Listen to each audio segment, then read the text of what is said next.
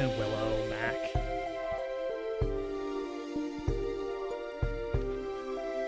Willow, you beat a boss in Zelda.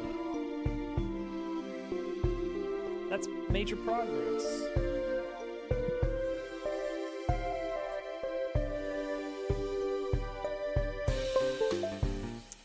Baron, hello.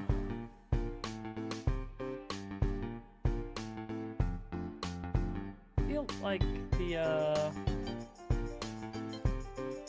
I don't know. I'm about to go on a little like side spiel about Zelda games and the Zelda formula that's become so well known, because it works really well. I'm trying to think about the different Zelda games, because it wasn't always so what I think of the Zelda loop, the Zelda game loop, is you've got some kind of dungeon. You know, there's the dungeon icon. You go into it. You solve puzzles. You fight monsters, and along the way you will fight a little mini boss. You fight the mini boss, and then you get a new item of some sort. I don't know, something. But the important thing is that the new item gives you some kind of new ability that you didn't have before. Usually, I feel like the best Zelda items are the ones that both are useful against enemies in some way and give you some sort of new movement capabilities, some way to get past obstacles that you previously couldn't. And I've got an internal like tier list of how that plays out, and Hookshot is really high up there. But then after that, then you fight you with your new item, you're able to access new rooms in the dungeon and get to the big boss of the dungeon. And that gives you the magical, jewel or amulet or whatever it is for that particular Zelda game. You get a thing. You get the thing. And so then that's gonna spit you back to the overworld, where you're gonna go explore some more and visit places. But with your new treasure, you can now access some new place. Lots of new places usually, which opens up new areas that you can. Hey, there's little overworld puzzles with little optional treasures like heart pieces or big amounts of money, or new optional gear that you don't really need to finish the game but makes it a lot easier, like fairy bottles in Link to the Past. But with all of that, you overcome some kind of thing to make it to a new dungeon, and the cycle continues. That's what I consider to be like the mainline Zelda loop of you're in the overworld, you can get to a dungeon, you can only get to one dungeon at a time. In that dungeon, you get a treasure that gives you access to more dungeon, and you loot. Now, what makes this tricky is that although the new treasure is what lets you access the new dungeon, there has to be some other reason that you can't get to the next dungeon yet. That's not always the case. Like, Link to the Past does let you just zip on ahead to the next dungeon, and you can try it most of the time. It's not often that the game will stop you. It's like once you get the treasure from the dungeon, you can just not do the boss. You can't beat the game that way, but you can skip the boss, typically. And so they started to refine the formula and added some kind of like locked door I call them contrivances. Some arbitrary reason that you can't actually get to this next place, even though you physically can't have the ability to, it's still not available at some point. Like some cutscene will not trigger until you have beaten the previous dungeon. I can think of in one case, like needing to get the monkeys to build a bridge in Link's Awakening, but they're not there yet until you've beaten the last dungeon. Which means even though you might have explored the area you need, you might not know that, oh, well, now there's something different going on. That, I don't love that, but it's like, well, if the goal is some item that does nothing, then yeah, if this was the goal, if just getting the treasure was the goal, then that this formula works flawlessly. There's no need for contrivances. You got the thing that you were after, the new ability. But that's not what you're actually after in the dungeon. Plot-wise, you're after the MacGuffin.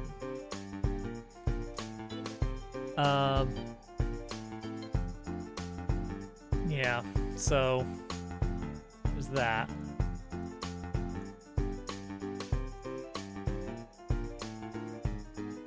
Let's see, Link to the Past. Link to the Past is pretty close to the standard loop.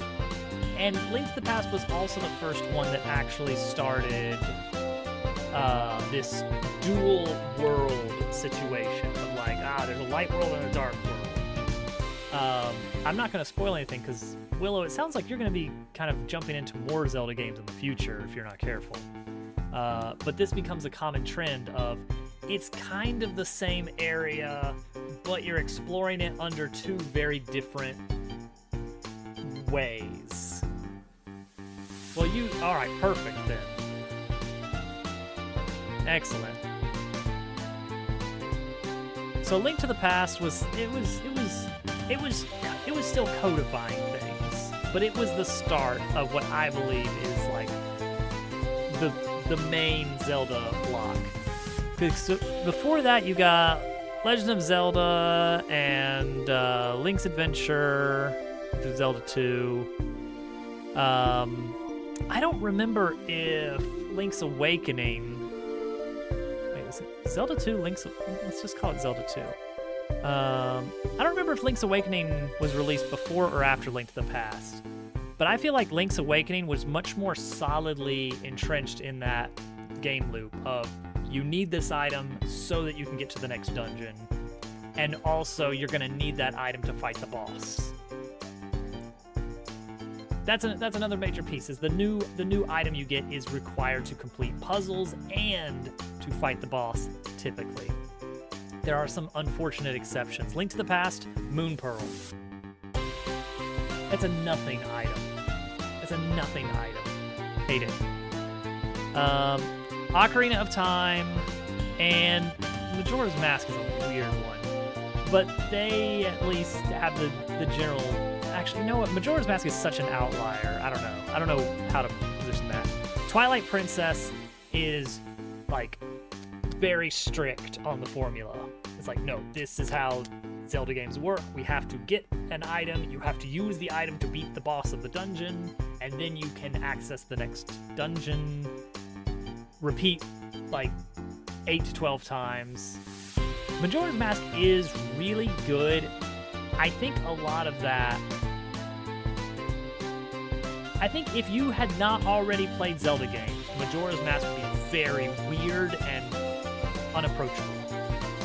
I think so much of what makes Majora's Mask amazing is how much it breaks standard Zelda convention. Twilight Princess. Wind Waker after Twilight Princess was like really... I wish there was more to do, I guess. I don't know. It's such a good game and it has such a good feeling. But I don't know. The ocean sure is empty. Skyward Sword. Skyward Sword. Twilight Princess is very good. It is like Ocarina of Time, but grown up and refined. GermDub seems to have a problem with it. Every time it comes up, he's like, but I've already played Ocarina of Time. I don't need to play it twice. It's like, well, I mean, I get what you're going for, but like, Mario 1 versus Mario 3, it's the same basic genre of game. Jump over pits, jump over enemies, jump on enemies. But there's more enemies, there's more interesting things to jump on and over. More abilities, etc., etc. He does! Gosh, he does. But Twilight Princess is very much like, hey, let's have the same spirit of Ocarina of Time, but just all around better. Maybe that's controversial as well. But for anyone who likes Ocarina of Time and hasn't done Twilight Princess, I strongly recommend Twilight Princess. Probably the game. They did a re-release of it on some console, I think. Originally, it was just GameCube and Wii simultaneous release, and I got it on GameCube actually, and I enjoyed it. I enjoyed it quite a bit. Combat feels really good in Twilight Princess, especially compared to Ocarina of Time. Yeah, Twilight Princess gets very dark. Maybe it's the darkest Zelda game? I don't know. Like it's the edgy teen years of the Zelda franchise. Skyward Sword's fun. It's got some fun stuff. It was unfortunately hampered by that it had some interesting ideas of like, oh yeah, you hold the Wiimote where you want to hold the sword and you swing it. It's fine. It didn't feel like it was precise enough. Like the technology wasn't quite crisp enough to capture what they were going for with that. And I didn't think the world was expansive enough. Everything felt very disconnected, like you were going to different levels in a video game instead of exploring this vast world. So, Skyward Sword, I didn't enjoy it much, but there's some key stuff in it that's amazing. But again, great items, very cool. And then that's like the end of the unless you count the mobile, like the portables. Like in there you've got Minish Cap, you've got Four Swords. What else? Spirit Tracks, Phantom Hourglass. I don't know which order those are in. Wait, all of these are like Toon Link right here.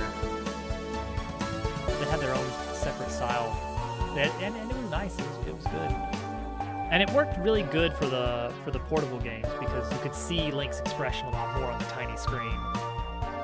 Paper game. I'm doing a diatribe on Zelda first.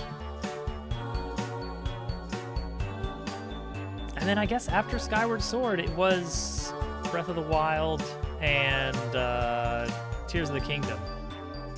But yeah, this block right here is like the core. This is what I think of when describing a Zelda game.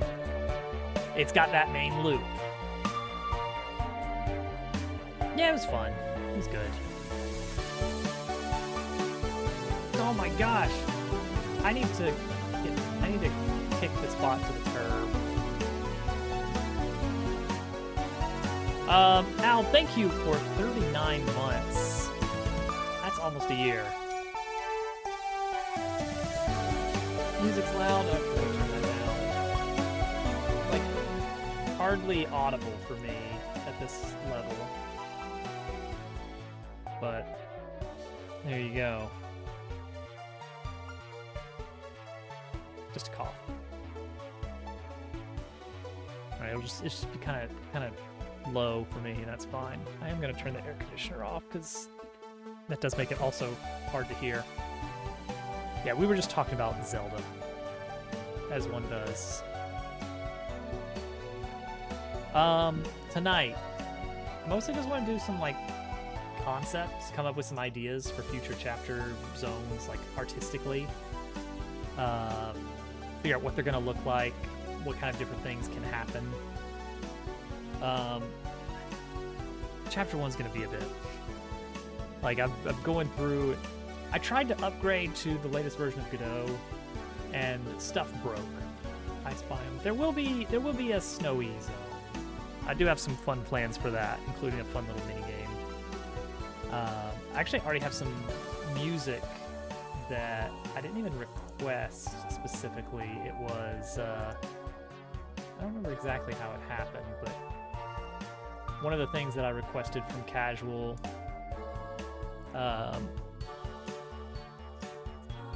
he came back with something and was like, you know what? Yeah, I think this could be very useful, but yeah, but not one of the ones I need for Chapter 1. Let's see here. Oh yeah, it had a really cool chord that I loved. Let's see.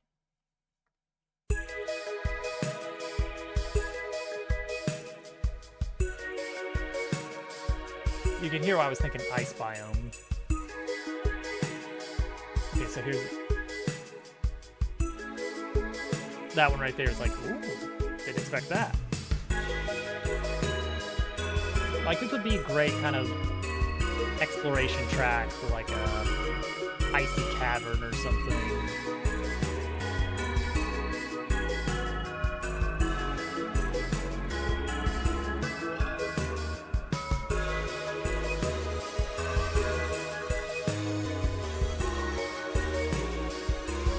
Let's do it.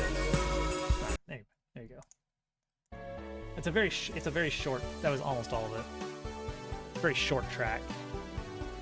Okay, so chapter 2. We want to do all right, so I'm working on the end of chapter 1, and that means lots of fiddling around with the final dungeon and boss of chapter 1. It's slow going at best, but I don't want to have anything spoiled on stream. My idea is once I get it done, maybe even play through it a few times, start to finish, off stream, then grab a closed group of testers to help make sure that everything's working on everybody's system. Like, okay, does this package work for running the game on your hardware? How's the frame rate? That kind of stuff. Does it save your settings as I expect it to? Can you actually play through it?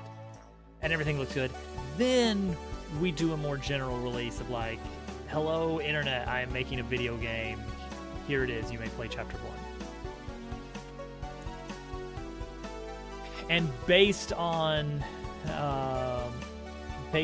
the feedback from there, we'll decide, all right, am I just gonna zip on through to the next chapter, or is it like, oh wait, chapter 1 is busted in ways I didn't even imagine, and we need to rethink some things in a serious way.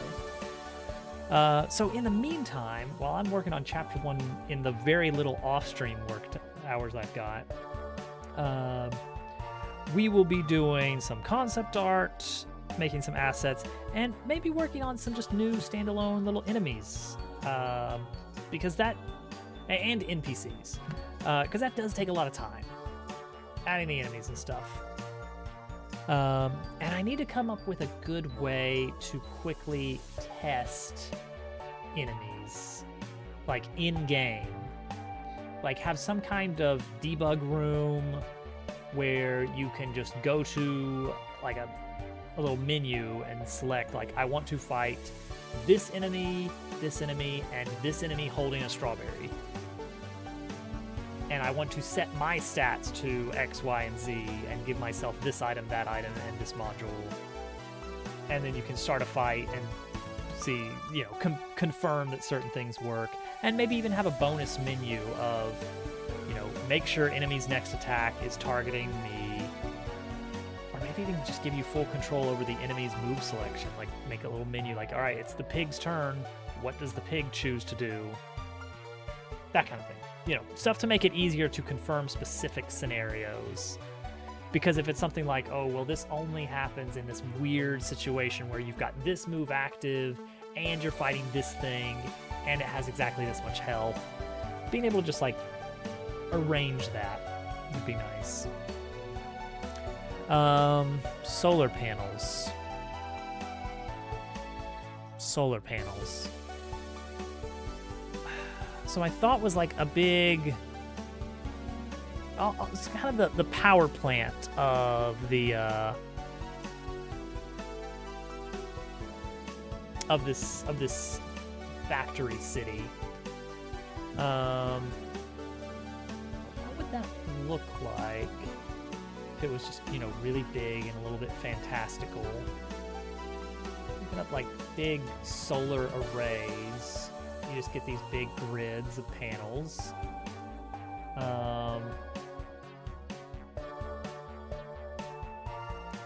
Well, like, is there like a thing where like you can have an array of mirrors? Yeah, solar panel heliostats? Heliostat. What is this heliostat? Uses mirrors to track the sun's movement and reflects sunlight toward a specific target. See, this is an interesting idea of like a massive circular zone of an array of mirrors all pointing towards a collector in the center that, you know, does the thing that you do with energy to make it into electricity, which is you boil water. But that could be interesting because that could divide things into two distinct zones for a chapter, in which you have like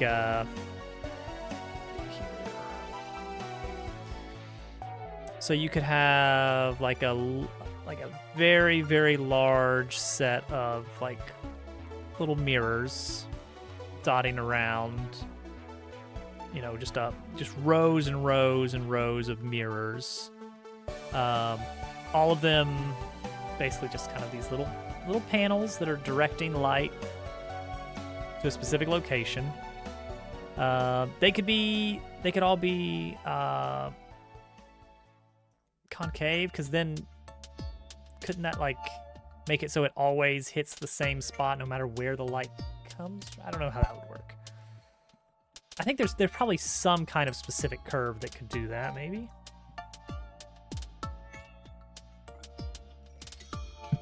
So that all the sunlight is directed. But then in the center have some kind of, I don't know, central structure of some kind.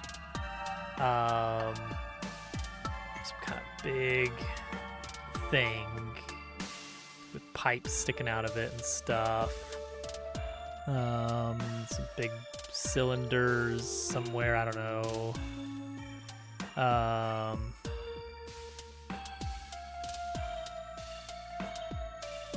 Gotta have big old pipes sticking out of things, right? This would be more like sort of a little silo on the side of it or something. And maybe this is like more of a just weird, almost alien structure here. And this is like the heat collector. So maybe it like has a faint glow of heat.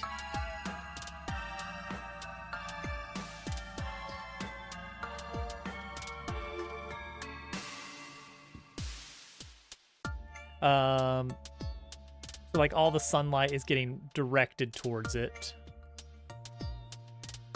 You know.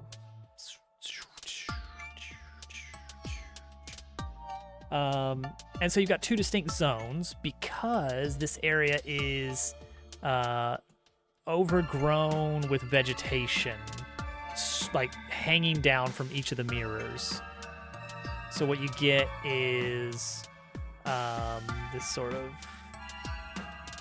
overhead mirror situation with hanging vines. Some suspended creep vines of some sort. Just these big sheets of greenery, leafy greens. Like maybe enough to just like totally blot things out from below.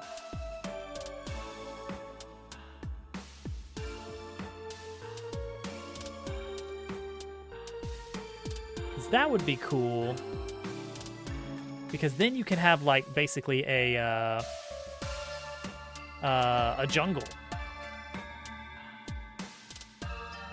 So your first zone is like this dense jungle.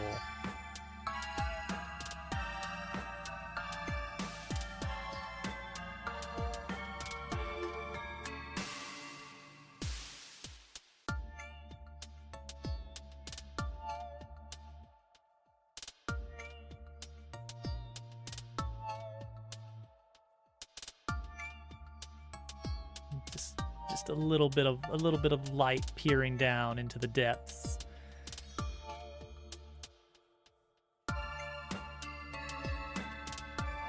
But otherwise, just a very dark place. There's some sky up there somewhere, but it's mostly just deep and dark and foreboding.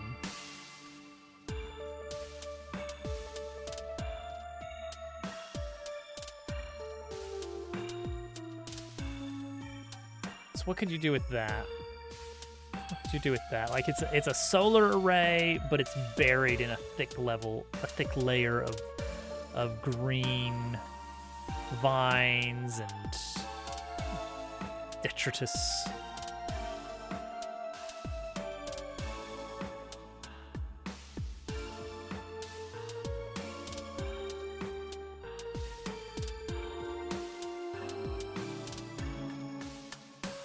So you could have... Are there people living there? There's a question.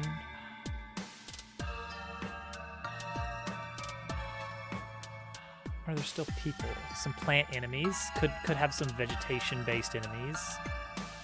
A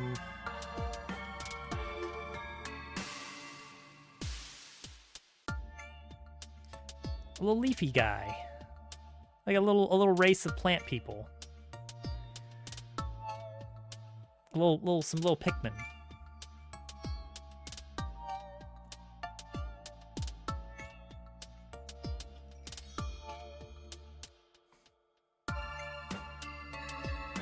They're just leaves. They're just leaves with eyes. Or something along those lines.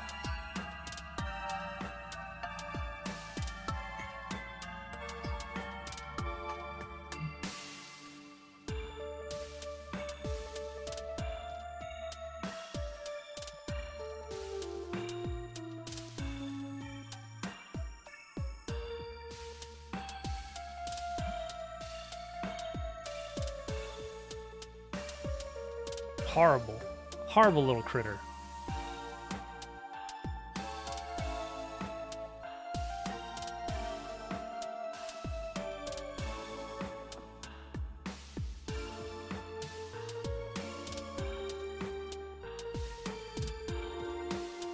I hate him.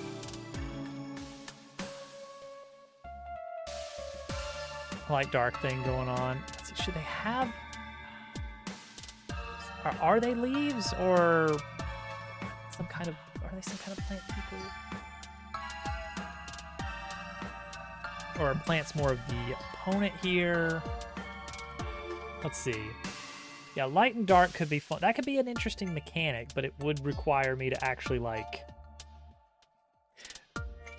lean into it a bit and do something with that, which means like drawing sunbeams in a way that makes it clear, like, okay, this area counts as light, this area counts as dark. Mirror puzzles does make sense if we're doing a heliostat.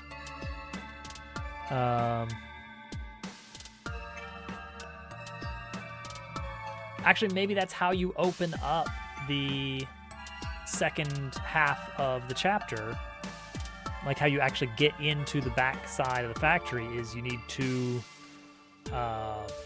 rework some of the mirrors, but it's like a little subset.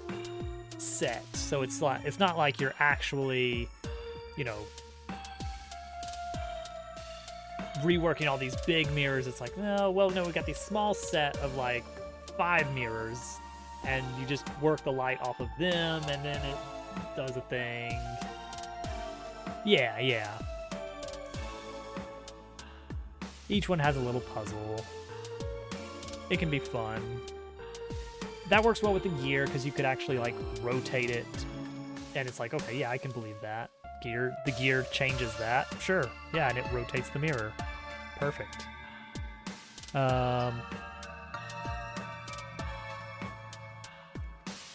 Leafy guy. I do have a good little mushroom enemy that would work well, that can do, presumably do some poison damage.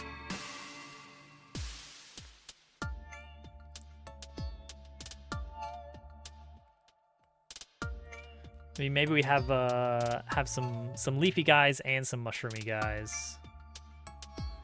The mushroomy guys don't look like this exactly, though. They look very enemy shaped. They're very just big mushroom cap and nice squat, like a mushroom. What you gonna do? It's not a great look for a little guy. I mean, this guy's a weird thing anyway.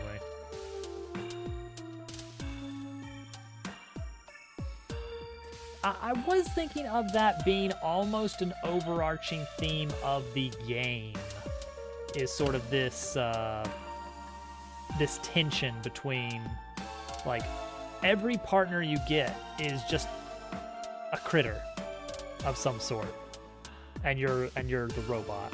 And I was thinking, hey, if I twist some of my original ideas a little bit, then every chapter boss could be some sort of mechanical thing.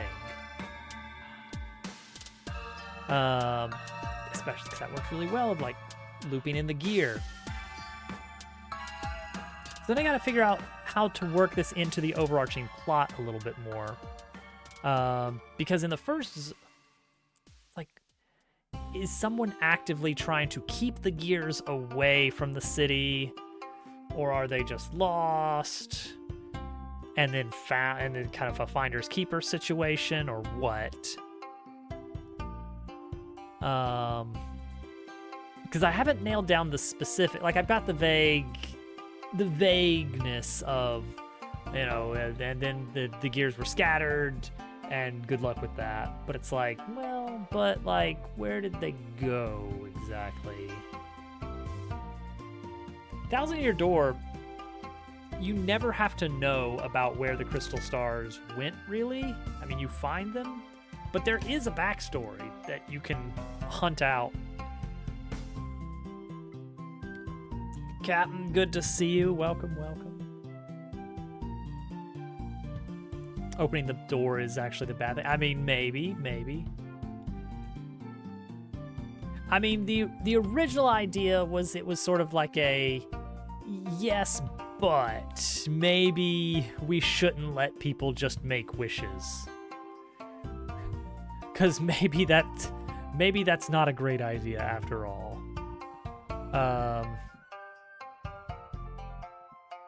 But like the overall threat towards the final chapter is the city wants to be on. Like, that's its, you have a sort of paperclip problem of its main goal is to get switched back on.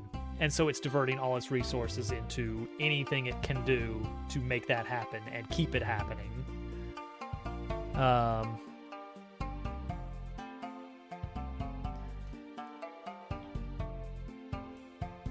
Yeah, it would be a little bit weird if I want to make sure we avoid a case where it's like, I hate those plots where if the protagonist just did nothing and didn't answer the call, everyone would have been better off in the end. Like, none of this terrible stuff would have happened. The status quo was actually what we are aiming for at the very end. Shutting down another facility. Yeah, chapter 1 definitely is like, hey, this snail army happens to now have in their possession this object of great power and is about to use it to demolish Frogtown. That's not good. We do actually need to stop that from happening. That is a very real thing that needs to be stopped. Chapter 2, the details of it, a little uncertain. Turning on the city doesn't have to be the bad thing. That's true. That's true. I mean, it will have a bad consequence for Chapter 8. Sort of an, oh no, what have I done?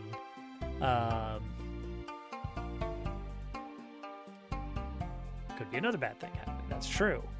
Like right now, as a piece of the city, Dabble is, part of that machine. He is going to be trying to get it to turn back on and collecting the gears because that is what, he is an extension of the city. And this is sort of a very, very late shift in the game where he, through a bit of very interesting contrived scenarios, breaks away from that and becomes his own person. But I feel like the way that I've got it lined up, which is a very precise shot to land, it doesn't feel too out there. It's like, okay, no, that makes sense, yeah.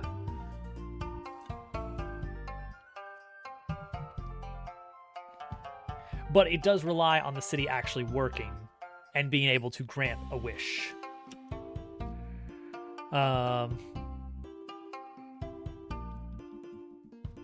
So...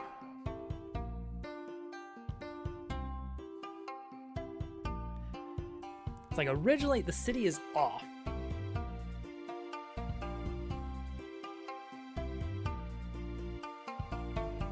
So perhaps, everything's overgrown. The heliostat is non-functional. The solar panels are completely covered in vegetation. Hence a handful of small puzzles to feed it enough power to at least activate the main door entry. And then second half of chapter 2 is you're working your way through this facility that is now sort of lumbering along, that it cannot power anything but itself, and just barely, if that. And so that becomes a very dangerous place, and you got interesting things going on there. So yeah, so your first half of chapter 1 becomes a handful of mirror puzzles, but someone's gonna have to explain all that to you. I don't know if the Leaf people will ever talk. I think they could be cool little NPCs, but I don't know if I want them talking or just like kind of dipping around corners and like being present as just a fun little detail that occasionally gets used in the game. But it would seem odd to me for them to have the capacity for language. They're not Koroks. They're leafy guys. Leafy dudes.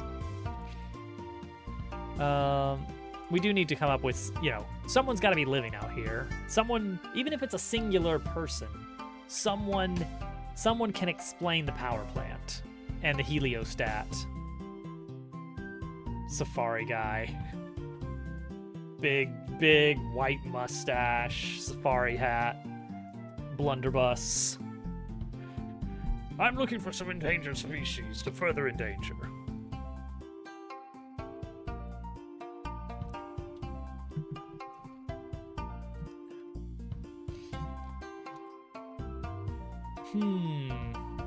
Maybe some kind of research. Yeah, researcher does make more sense.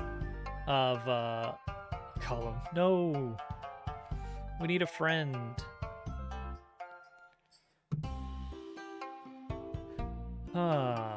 Professor Snail. He was there all along, since the beginning. Wait.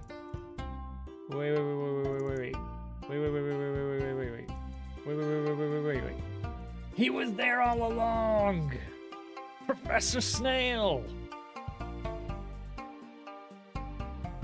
Studying the solar stuff. Yeah. And GQ was there for some reason. We never really figured that one out. Okay, some sort of researcher does make sense. We've already got a handful of NPCs drawn, but we don't have to stick with, like, it doesn't have to be a frog, it doesn't have to be a fox. We haven't really used the foxes that much. They don't even have accessories. They're all the same. But yeah, like,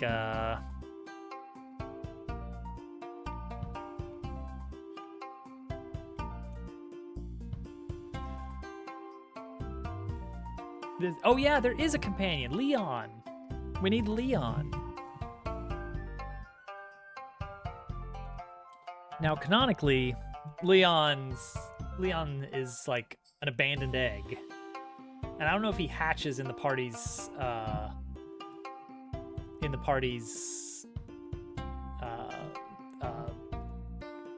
under the party's watch or something else, but he will be necessary for accessing areas.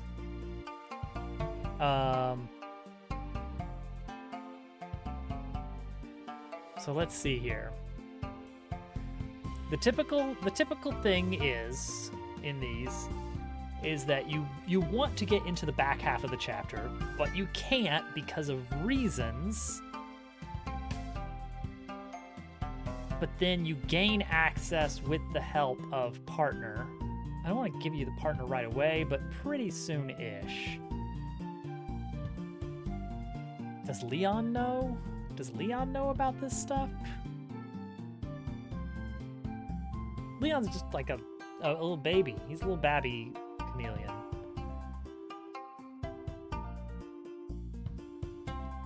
So what mystery character do we have here?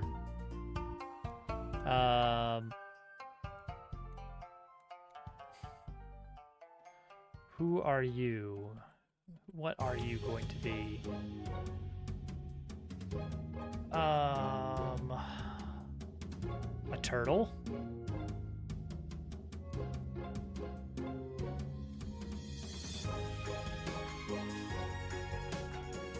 A turtle with a mustache? Big glasses?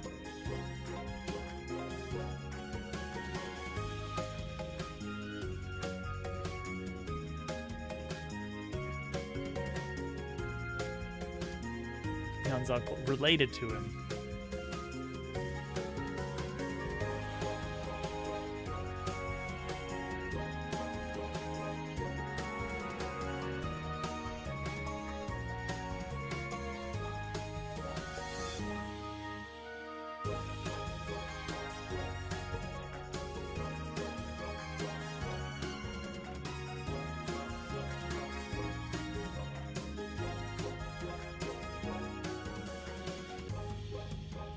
Perfect.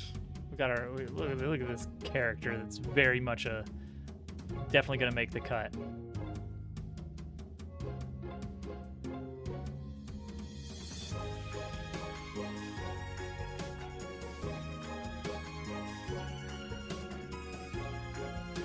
we go. Look at that. Perfect.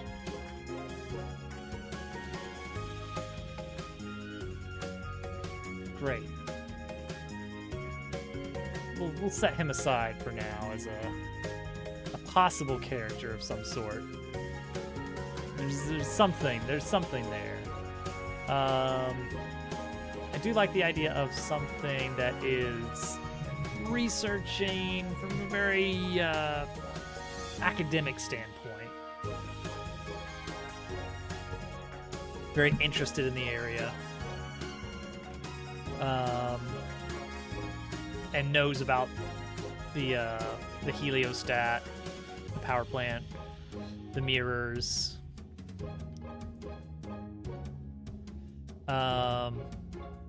Maybe even gives you directions to the to where Leon would be.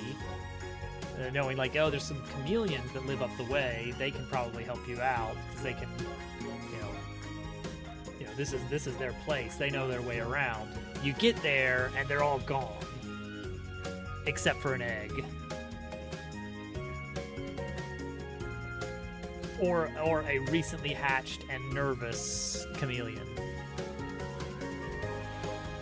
Or is that too heavy? Is it too heavy for this game? Let's see. What else could we have? Not a mole. He's hiding in his egg. There you go. Everybody went away.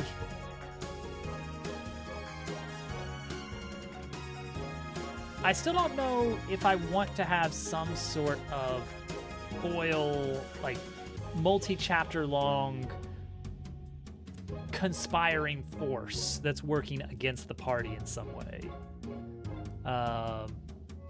You know, your X-Nauts, your Shadow Siren, you know, some sort of force that's like maybe evil, you know, maybe not 100. You can't quite tell for certain, but they're definitely plotting and actively trying to prevent you from doing what you're doing. And given the nature of the city, it's not out of the question. Oh, why are you beeping? Battery.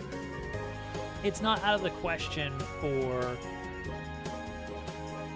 a good intentioned group to be trying to prevent the city coming back online. Just some robots, unrelated to the city, just some other robots.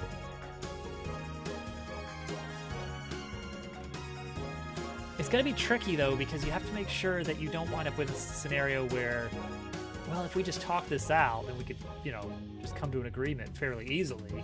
We're actually on the same side.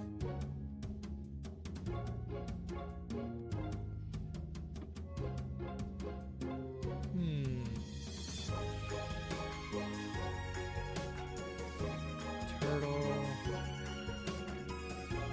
She is coughing, yeah.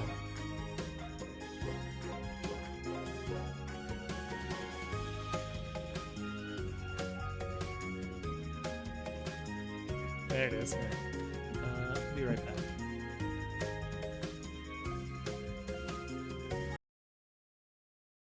It's not the worst position. Dubs, look out! No! Oh god! No! Sorry. Sorry. Hold on. Hang on. I got it. Oh, wait, hang on. Hold on. There we go. Oh, sorry. Oh, sorry. Can you repair one? What? You cannot repair while you're in the boat. Oh, I guess you could get out, probably. Yeah. Right, hold on, I got a hole right here. Let's get out and push. No, God! No! You're gonna kill me! I'm almost dead! I got so close to dying! My boat is gone! He took my boat! He took my boat!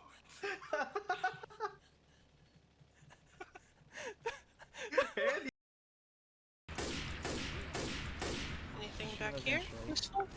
No goodies? No goodies. Oh! Oh god, that's a Oh no! Oh no! Well, it's all up to you. Alright, I got this. It's I'm totally dead. fine. I got card. I am dead. Yeah, we're all dead. Oh my goodness. That Alright, was I'm making a run for it. Yeah. Alright, it's up to you. This is just. It's fun. It is. This is too much fun. Hey, what level are you at? Experience-wise. I don't know. How do I know? Oh, like it's down in the bottom, above your inventory. I don't have any. Oh, okay. Just I checking. recently died. Oh yeah, that makes sense. Ah! Did you move the water? Uh. Oh! Oh, I mean,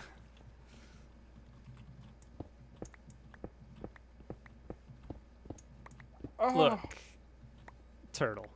There's no way I come out of this looking like the good guy. Did you put it back? Yes.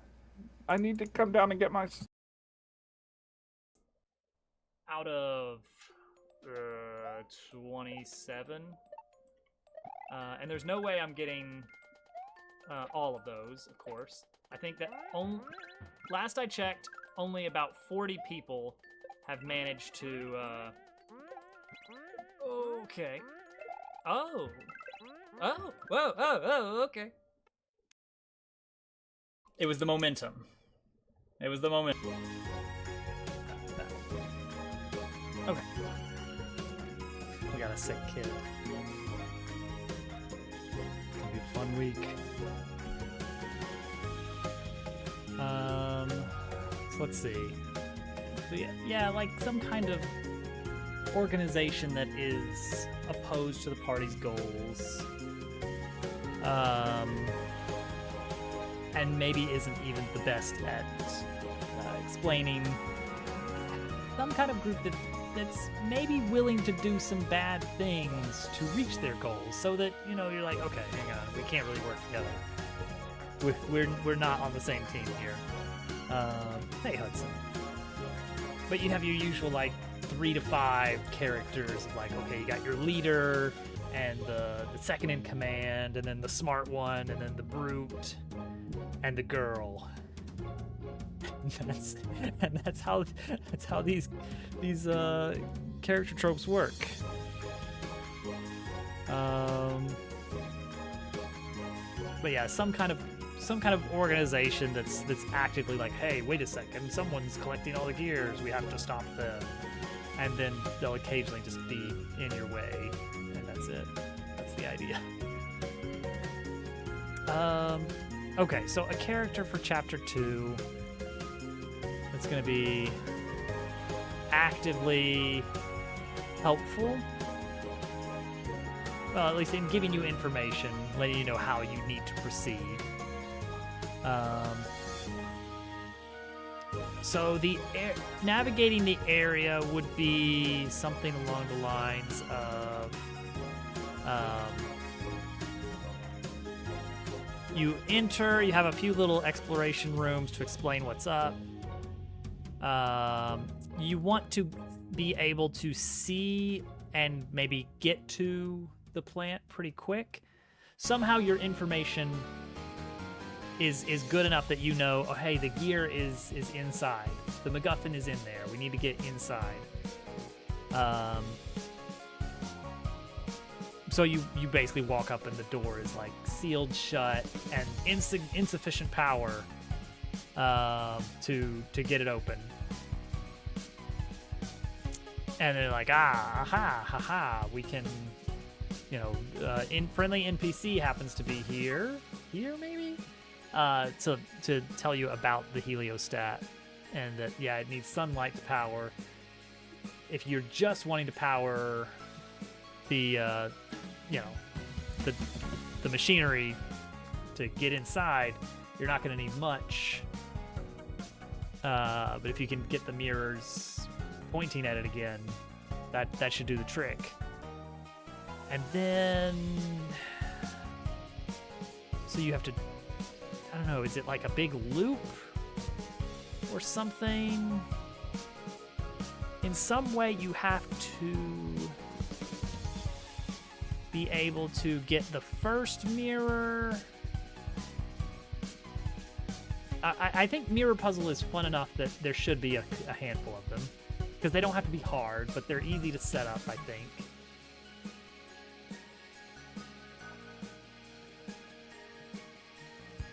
So maybe it's a like, oh, doors closed, but we can keep going around. I don't want to like lock the player into a maze of like side paths that don't do anything for them.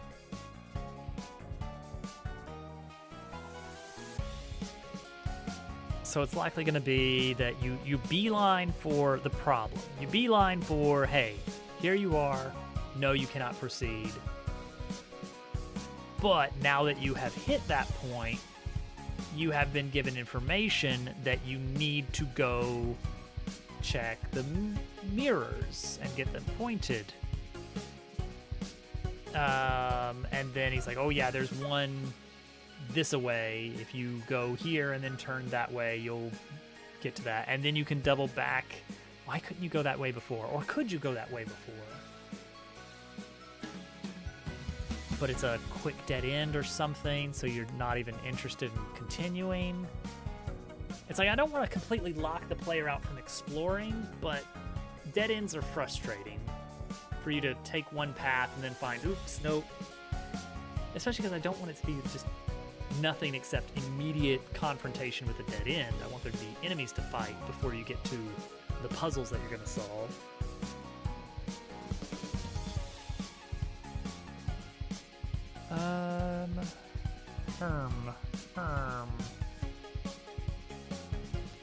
So you'll have some kind of... Why couldn't you just keep going? Do I want to do contrive? Does he have information? Is it a hidden path that's like difficult to see? And he points it out to you, or he reveals the path for you, and then it's linear. Then it's just linear. Such is the problem with these games sometimes, is they are going to feel a little linear.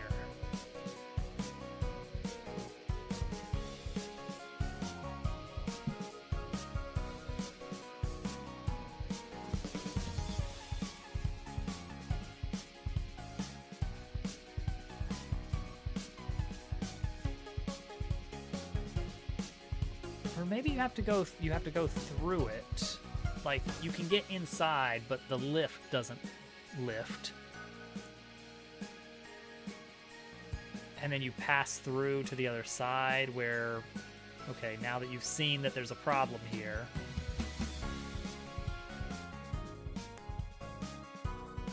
then you head on and...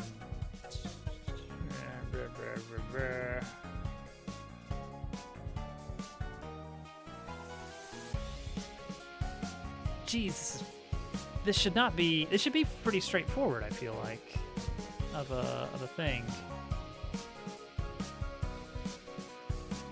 This is not a complicated setup of a plot. I think my problem is really that I'm just trying to constrain things too much. This one. This guy out a little bit.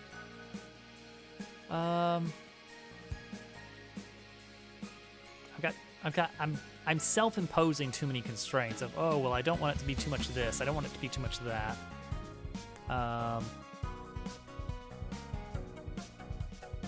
Multiple NPCs are a possibility. This thing is here. This guy, I don't know about this guy. He's a maybe. He's a maybe at best. Both of these guys. None of them immediately spark joy.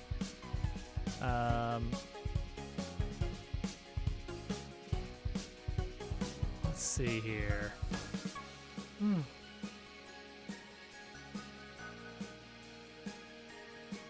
See, I like the heliostat idea though. That works really well.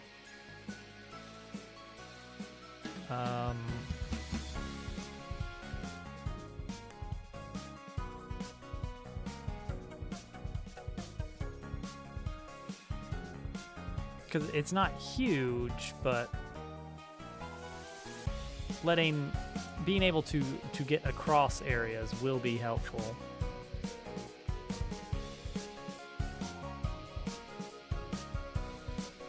Now, presumably, it is that you get Leon before you get into the dungeon, but also you need to work on the mirrors. What's the order there?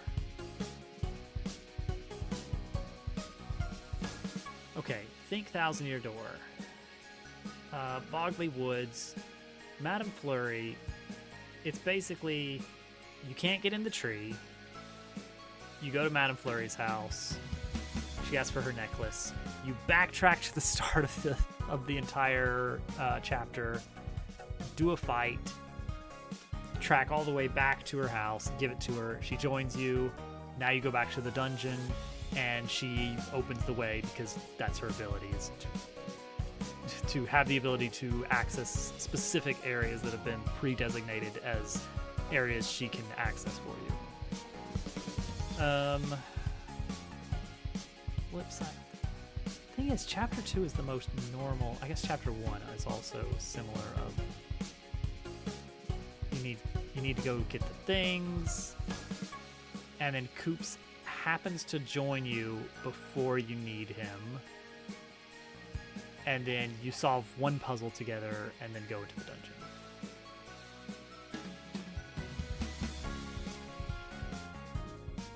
You do pass by the dungeon entrance, but you can't use it without the MacGuffin from the other side of chapter 1 at the mid-dungeon. So the idea here is that the MacGuffin we need is the mirror, getting to the mirror puzzles. Puzzles, I don't know. And setting that up to power the system just enough to get in. So if we were doing 1-to-1 with that, then Leon joins after that somehow.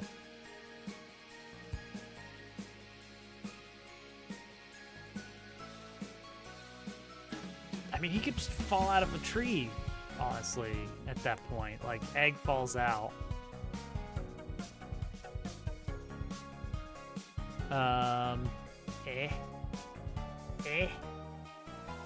It's not the best, but it could be that you're just going to encounter him on the way back. You have to go all the way over here, do the mirrors, head back, gain a party member, and proceed. Now it could consider it could be a forced exit situation, like jump down a cliff. Oops, I can't get back. What's his reason for staying with you the whole game? He imprints on you? Is that the idea? Like, he hatches right in front of you? Fully clothed and with glasses?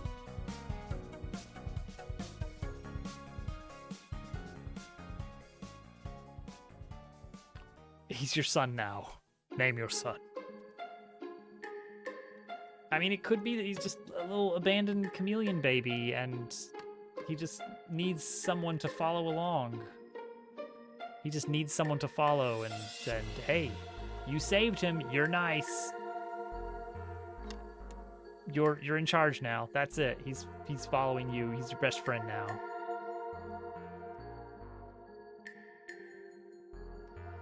Yeah, maybe we got some villains to deal with. Or just natural hazards and enemies. Either way.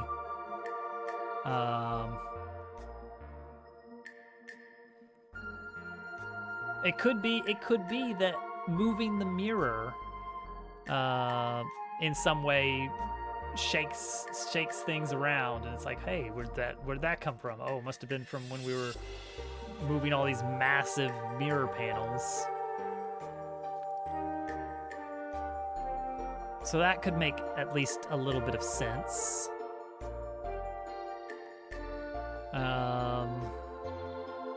Now this whole facility still needs to be fairly close to the city itself in some way. Now does that mean that it's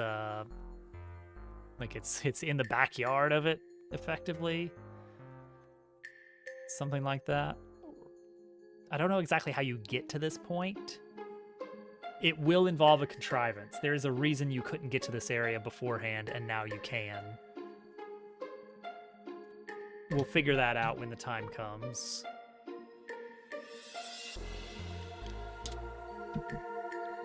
But yeah, we'll let you get here fairly quick. Yeah, maybe actually you do kind of exit out of the factory, you know, directly into this very thick greenery that you're just immediately engulfed in vegetation down here, exploring the dungeon, and you can kind of see this in the middle distance.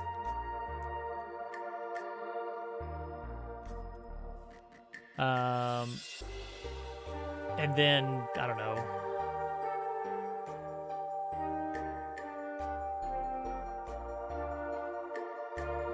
Does someone explain it to you? Do you see it before? Maybe in the factory, like you actually can see from a distance what you're looking at. Germ Dove, did you make number go up? Video game, understand? It's the thing. Welcome in, everyone. Oh, that's good. I've heard that's good when you break the game on that game. I like that it acknowledges that you broke the game. I saw Inu playing that game a couple weeks ago, and it is the loudest I've ever heard him laugh is when he broke the game and number just broke. Oh, broke OBS too. Yay! Everyone coming over from Germ Dove's channel, welcome. I'm Dobbs. I make video games. We're not doing any programming tonight. We're just doing some spitballing and coming up with some ideas for Chapter 2 of Paper Robot, which is the best game that's ever going to exist. So welcome in, everyone. It's good to see you all. Mac, Imp, Al, who just came here suddenly, Winter Beast, Crush, Super Mike. Hope I can match the energy of number go up. Chat. New chatters, do you know what a heliostat is? It's very important. That's the setting for chapter 2 of the video game.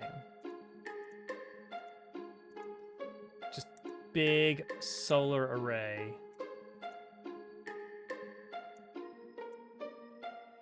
Boom. That's a good point, the helio. So the idea is that this ancient facility is powered by a large solar array of mirrors angled towards some central heating point, and then I guess, water boil or something, somehow heat into energy, doesn't matter. But over time, because this is, years and years of disuse, this area has become covered with vegetation and critters of some sort. The details aren't important. But as a result, there's no power. There's no power to grab. But the MacGuffin is located in the old tower in the middle. No, it didn't do it. My bot is... It's probably the OAuth token. No.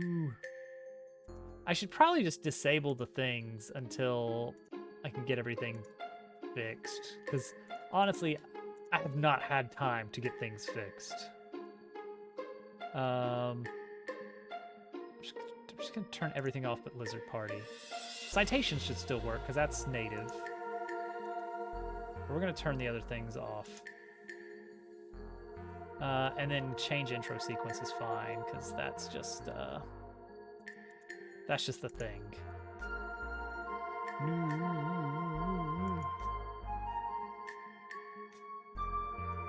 I'm so stoked for GQ to have TTS. He's just gonna stop streaming entirely as a result.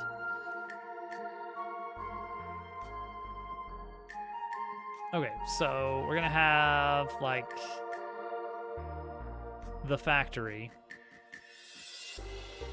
You'll have some windows that let you examine it, and maybe there's even someone inside or something that can explain what you're looking at.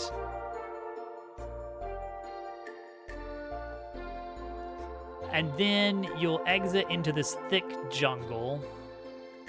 No, do you want the windows? Maybe that doesn't make any sense.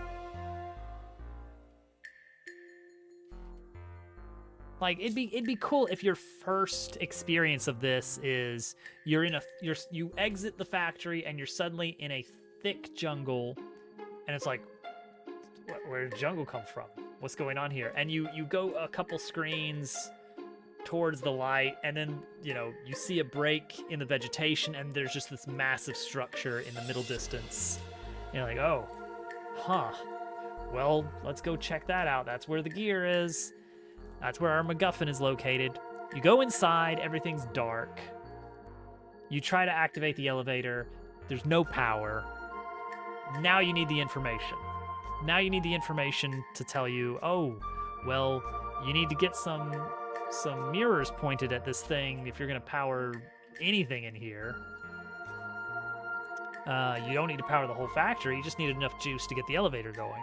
It's like, okay, cool, let's do that. Let's go find some way we can do that. So you're gonna talk to someone at some point about that. So maybe after you get on the elevator, that triggers a cutscene with somebody.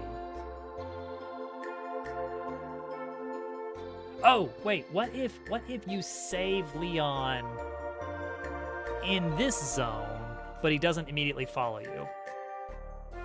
Mirror to the north, mirror to the south. That would make sense. Okay, so let's do this. Let's do this. Yeah, definitely one of those. I feel like Bug Fables did that twice in the first 2 chapters of the game of all right, you need to activate 2 things. One's that way, go. They did that in chapter 1 and then immediately turned around and did it in chapter 2. And any chapter after that, I don't really remember what number it was because I only played through the entire game once. And so I don't have nearly as encyclopedic a knowledge of it. Okay. So, start factory, save Leon, but he runs away. What are we listening to? This is the soundtrack to the video game that we're making. This is the cave music. Okay, right here, crossroad. But you can't access it without Leon's help. You see? Shortly thereafter, save Leon. Continue. A few more rooms, maybe some minor puzzles to advance. Something in such a way that you can, once you've solved the puzzle one time, you can create a shortcut. Or once you get past all the enemies, you can make a shortcut and bypass them entirely. And then you make it to the Heliostat Center facility, where the elevator is. But you can't go up because there's no power. You try to use the elevator, it doesn't work. Leon shows up, and he explains it because I guess he knows about it. He's been here. He's actually been here for a while, but alone. And he recognized that you saved him, and he wants to repay your kindness and decides to follow you along and help you, because you'll need his help if you want to get to one of those big mirror things.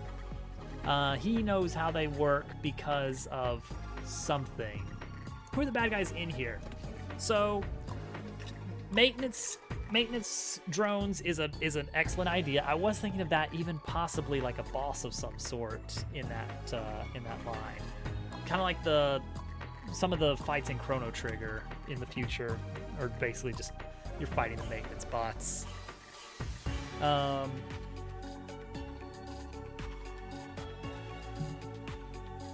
So like that is a great possibility there. The thing is, it's a little bit different vibe.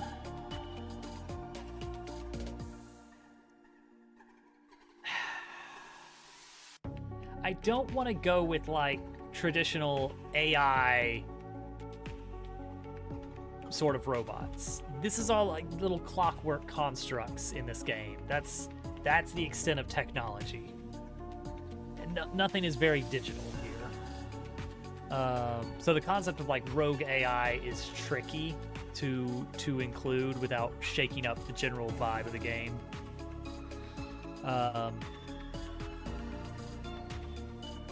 Nature reclaiming makes some sort of sense. I want it to be that the final boss of the area somehow incorporates the golden gear as a sort of power source or something, that it's using the power to do things.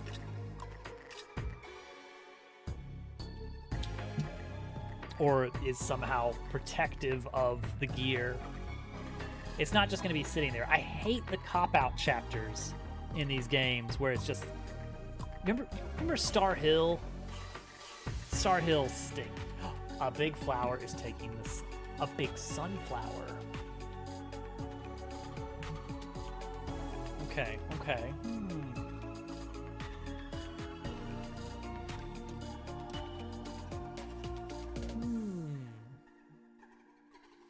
It's photosynthesizing.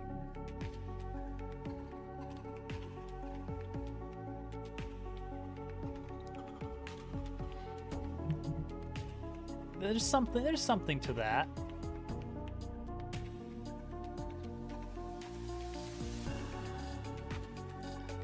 Yeah.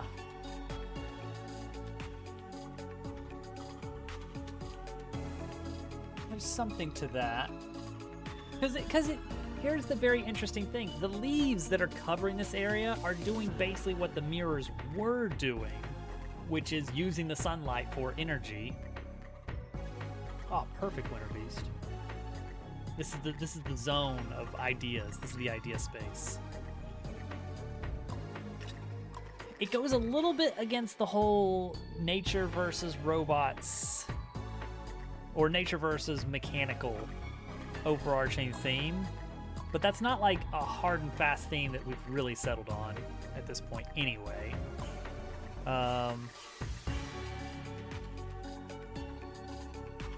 Something blocking the main sunbeam. I guess one question is like, is the gear... Okay. Factory shut down and then gears were scattered. What would Paper Mario do? Make you backtrack 3 times. 4 times in chapter 4.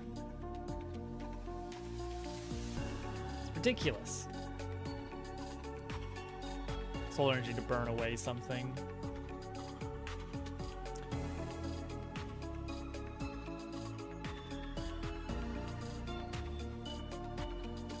Yeah, I mean, that could be the general idea, is that like you are focusing the beam.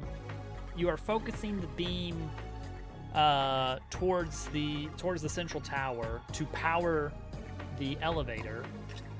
Doing so is going to singe some of the leaves, and this whole area has become one massive super organism with a rudimentary intelligence.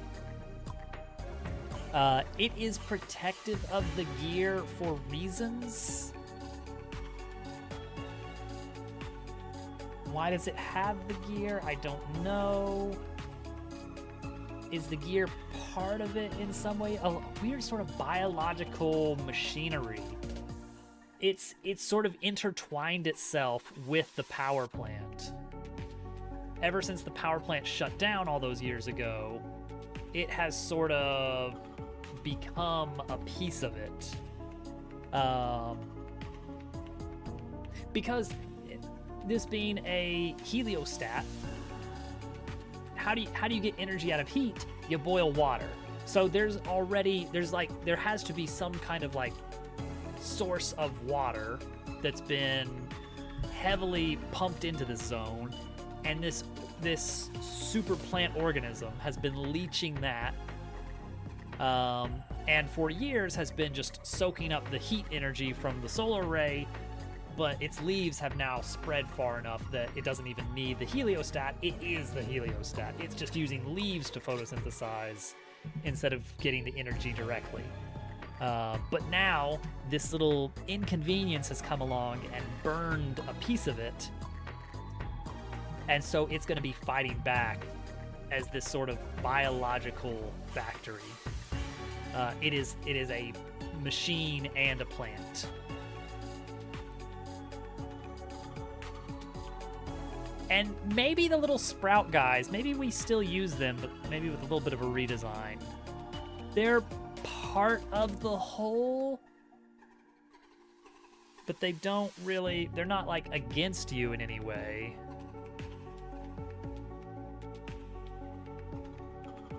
I don't know. Maybe they enter into it at some point. Yeah. Like vines extending and then leaves sprouting out a big wall.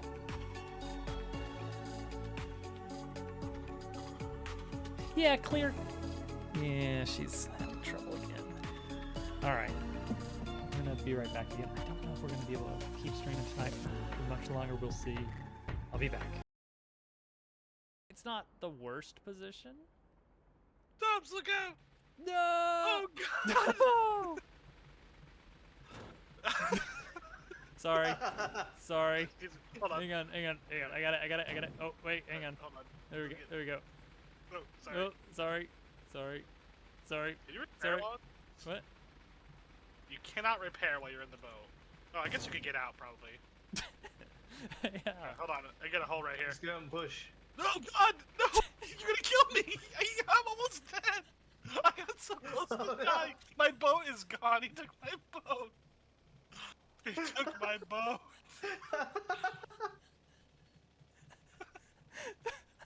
And he's out of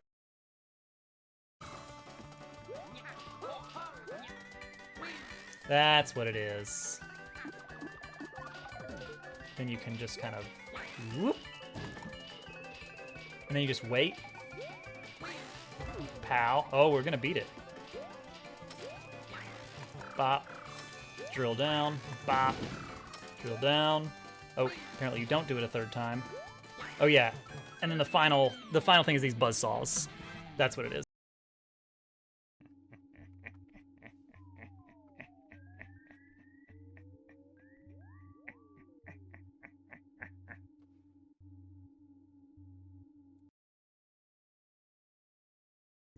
Alright, that was dumb. No, we're good. Look at this.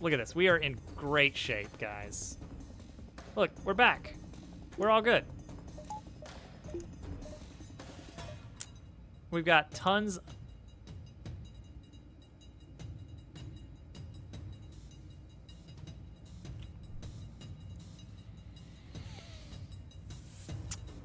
I forgot about something. I would love just a little itty-bitty easy fight. As the light gains purchase, spirits are lifted, and purpose is made clear.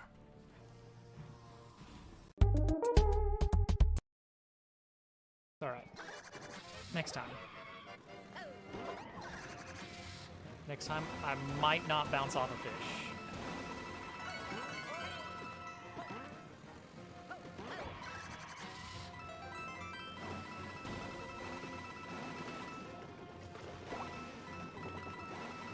Almost bounced off a fish. Don't do anything.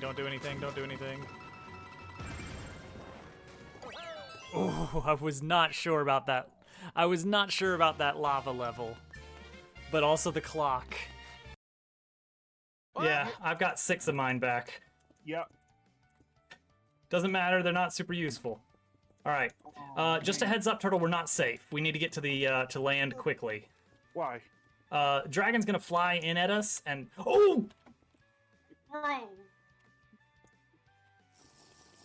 Did somebody? Uh-huh.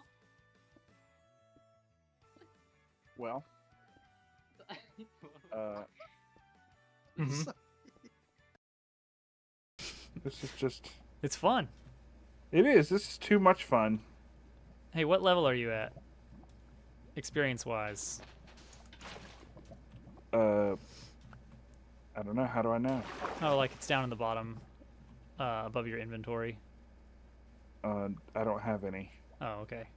Just check. I recently died. Oh, yeah, that makes sense. Ah! Did you move the water? Ah.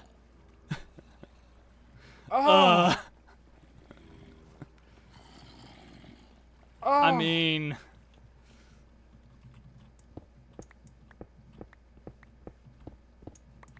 Look, Turtle. There's no way I come out of this looking like the good guy. Did you put it back? Yes. I need to come down. Oh, there's no city. We We checked looked. high and low, but I'll go down there. I threw him a bone. Come on, Warden, let's dig! Oh my god, I thought you were gonna get me hit for a second. I wanted to go punch him. Yeah, he was ready for you. That was... Well, Let's do it. Let's impersonate Germ Dove here.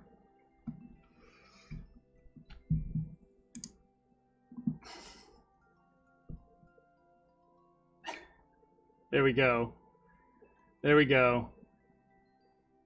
I'm now fully germed up. Wait, hang on. There's something missing. There's something missing. There we go. The full germed up experience. The slightly grainy chroma key. This is how we're doing the rest of the stream in Germ Dove mode.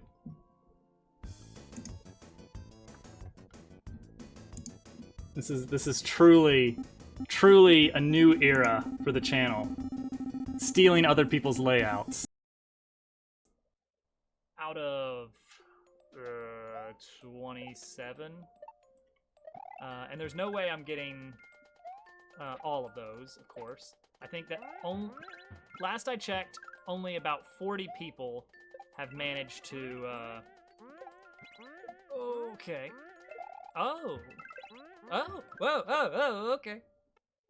Only about 40 people. Yeah, let's see if we can get on the left side. That's a cool setup to allow for, oh, there we go.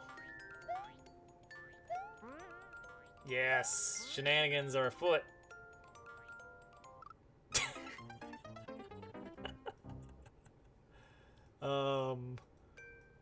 We got shenanigan back.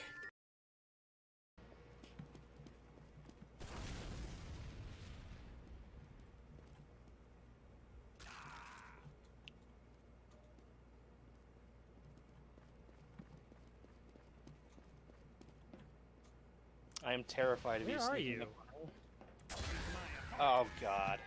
Just lay your weapons down and walk away. That was, that's never gonna work again. No.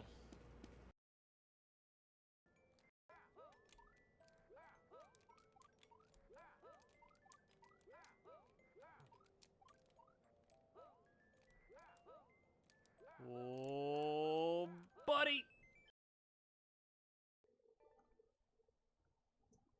Exactly.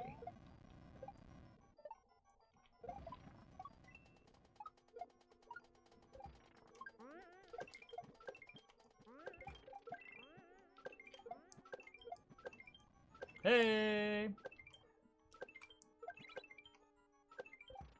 Don't jinx it. Nobody jinx it. Yes! Oh, wow. This time, oh boy.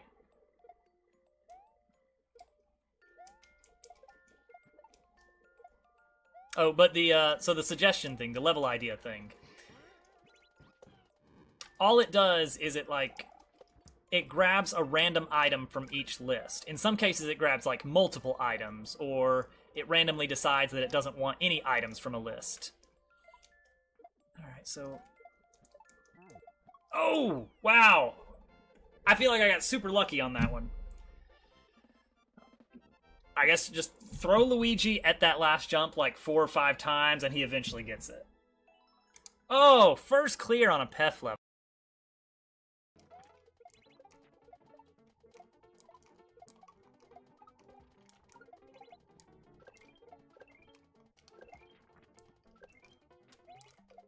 Oh!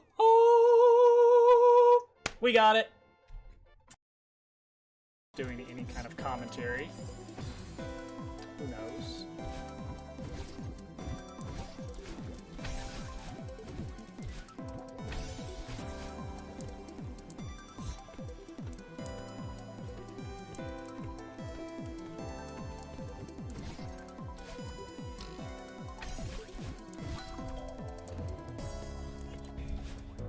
Oh my gosh, we did it. My plan is to grab the P-switch as it falls, and then do a runoff. Oh my goodness! The cheese!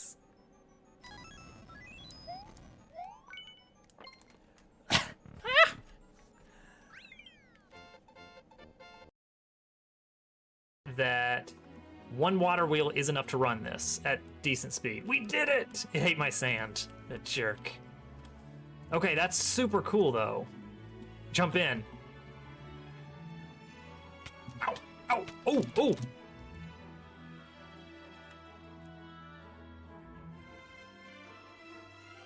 Well, I may have just lost a lot of items.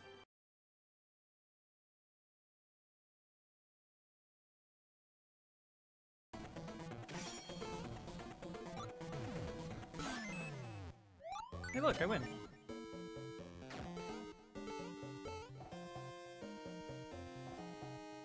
What if? What if?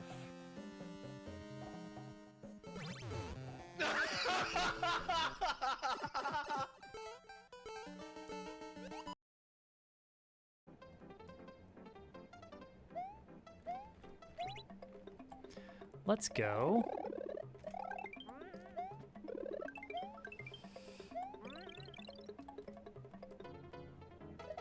One, 2, 3, 4, 5, 6, 7, 8, 9, 10, 11, 12, 13, 14! Yes! Nope. Don't care. Don't care. Don't care. Don't care. I don't need the one up. Oh my goodness. What is this? What is this? It's nothing out of the ordinary. What's going on? Everything okay? Everything's normal. Okay.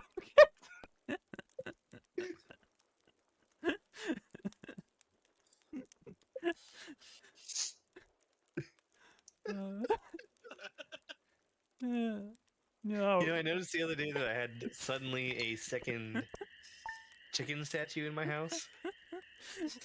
I let it slide. They multiply. I just walked in there intending to do my own prank, and there's already an ongoing prank.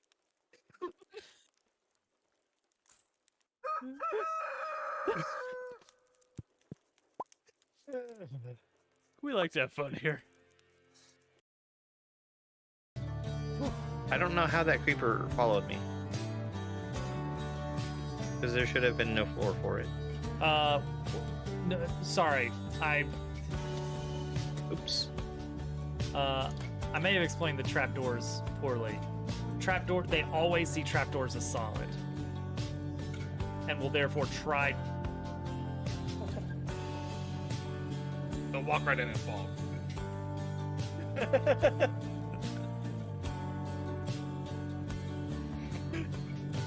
You want to try that again? You know, it's funny you should ask. Funny you should mention that. Because that was the one thing that had to be included. Now I am ready for Halloween. Except I need the bit donations to be actually real.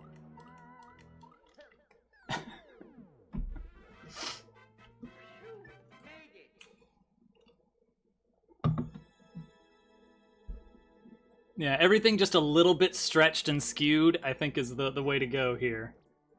I've really captured... Hello. Hi, Turtle. This is awkward. He's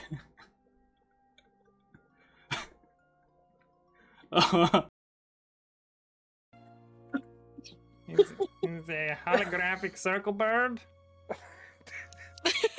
There he is. You'll see here it says he can tickle and lifage. Oh, that's fancy. It's a tickling circle bird. French. He must be a French bird. French. Camp Horizon. I love this stage. Alright, Mario Maker 4.0 update. All stages are replaced with this one. Yeah, this is basically hold right. Right here. Hold right, hold jump, and you got it.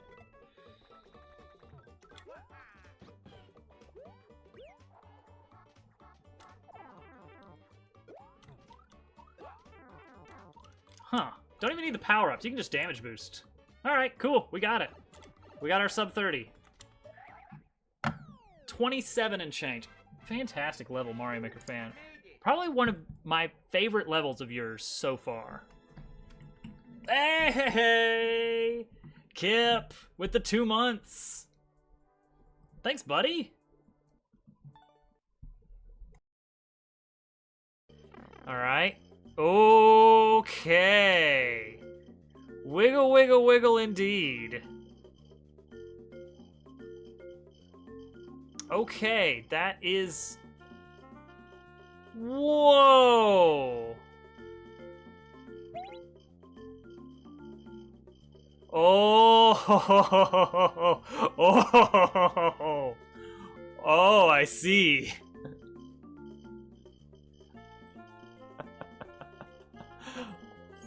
Oh, I want a star. I want a star, and I want to stand on that.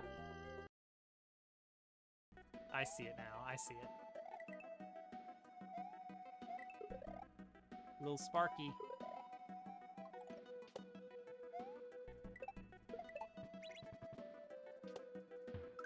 Oh, that's fun. Oh, that's fun. Oh, that's great. Oh, that's a really good section.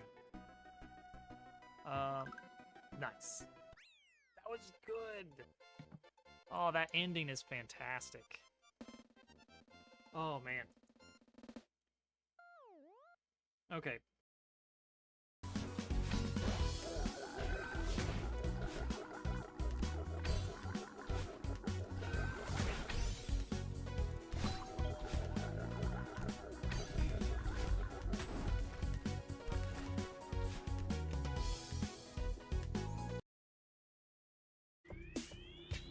Oh boy. Uh-oh, this might be bad. Wait, wait. Oh, it works! Ark, what's going on? Where's there a key door? Oh my god. Pixel, you are a wonderful person, and I've... Anything back here? No goodies? No goodies. Oh! Oh god, that's a Oh no! Oh no! Well, it's all up to you. Alright, I got this. I'm Totally dead. fine. I got card. I am dead. Yeah, we're all dead. Oh my goodness. That I'm was- making a run for it. Yeah. Alright, it's up to you. We're gonna spend all day trying to get this guy to do this. Nerds, we got it! We got it! Get cheesed, nerd!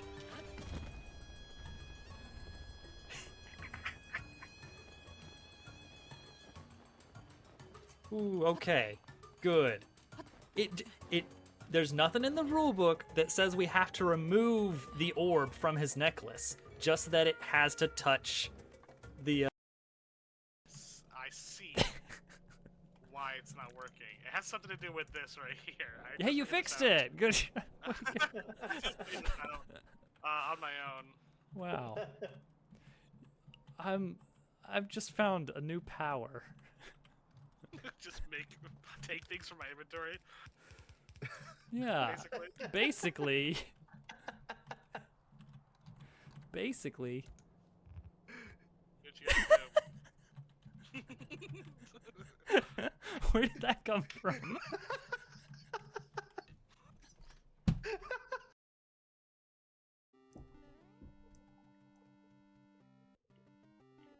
Yeah.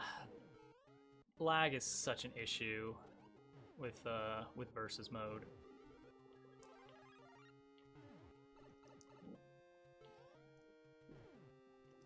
Jump through here, jump over. There we go. Line it up, line it up. All right, we're back. You know, I never played Splatoon.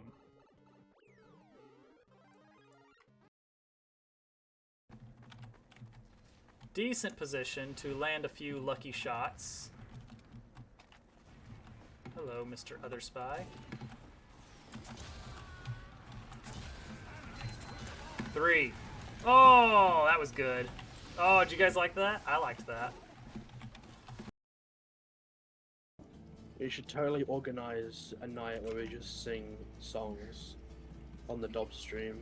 That would go Right now. very well. Just a small town girl. Girl.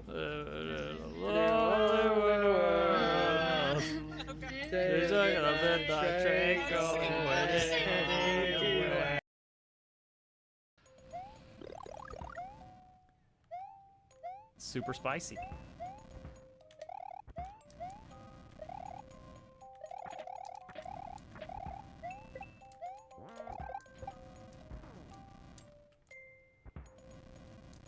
Alright, let him go down.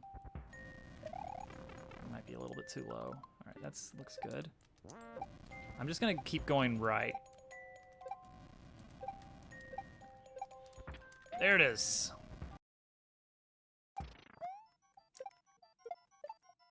You know, for Christmas.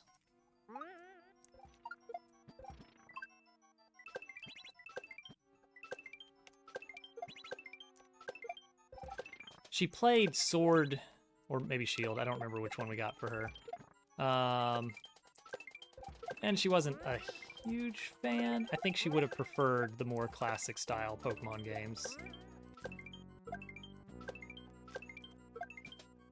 Oh my gosh. No! No! The beetle! I knew the beetle was coming and I panicked. That...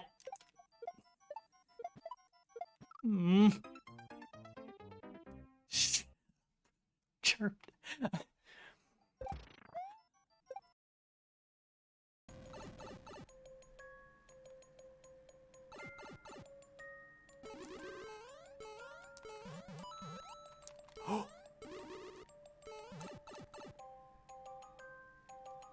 Oh.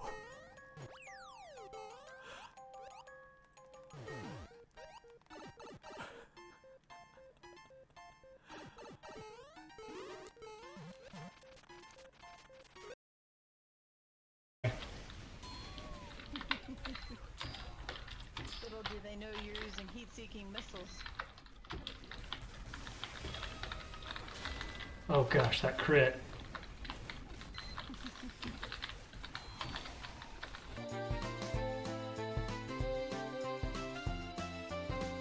Hi guys. There are 20 people hanging out just watching clips for the past 20 minutes. So, sorry about that. Hey Yag. She'll be okay. We're gonna take her to the doctor tomorrow. Parenting is an adventure. And I'm an adventurer. That may have hampered the momentum a little bit, but I think we got the general idea of chapter 2. Well, that's good, Yag. That's what they're there for. They're so you can really begin to develop that full-on parasocial relationship, and that you can feel like you really know who I am, and that you've known me all your life.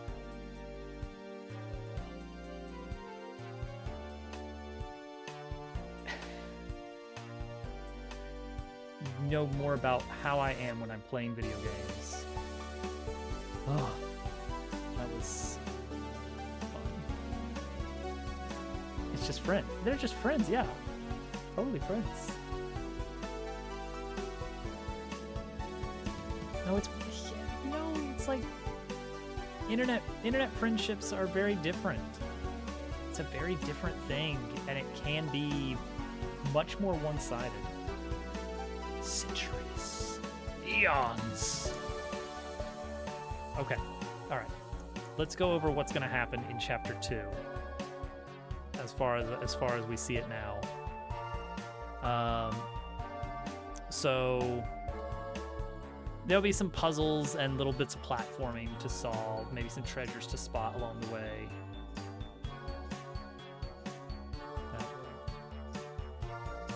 Hovercat Willow has spotted you in chat.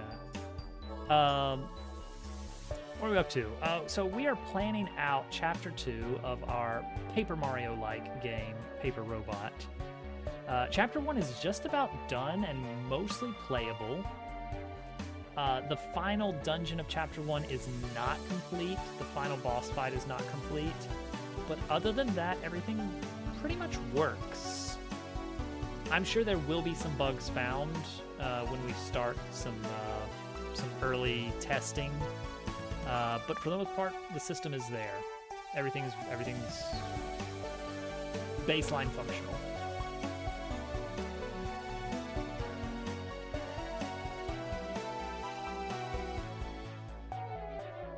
Yeah, there will be. So the plan is that after I am satisfied with chapter 1 and I feel like everything is solid enough, I'm going to open it up to a handful of people, just a little pre-release version to be like, please help me test this.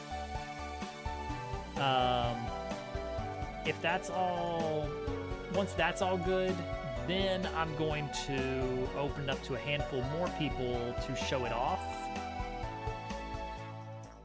Dupu is part of that plan because he's mentioned that he does want to play it when it's available. I don't know if he's going to be doing that for as a if he'd be interested in doing chapter 1 when it's available, or if he wants to wait for the whole package. Either way, the entire game, I'm guessing, is going to be 4 more years minimum, because I am a one-man development team here. I'm very grateful that I've got Casual to work on the music for me, at least. Yeah, I'll probably put out the call to see who wants to do testing. I'll just kind of do a ping in the Discord once it's to that point, and we'll see what happens. Yeah, I know Willow will. Perfect. Yeah, a lot of what I'm looking for is people that aren't familiar with the genre at all, and maybe a handful of people who know it in and out. Like, oh yeah, I've played all the paper-likes I can get my hand on. I know how to build around everything. I'm ready to break it. Okay, so you have your initial cutscene encounter where you rescue young Leon from something. Willow, you've spent so much money on Twitch today. Do not. Yeah. Oh wait, hang on. There's gonna be first the crossroad where you cannot access these other areas because you don't have Leon in your party, and he's the only one that can make it across these gaps or whatever. Then you're gonna encounter Leon. You're gonna rescue him. He's gonna run off. You're gonna save him. He gets away. Then you fight off the baddies. Brief line about blah blah blah. Oh, the bot isn't even on. Now that I look at it. Try now. Yell at the bot. The bot. She does love the doctor, and the doctors love her because she's a charisma build character.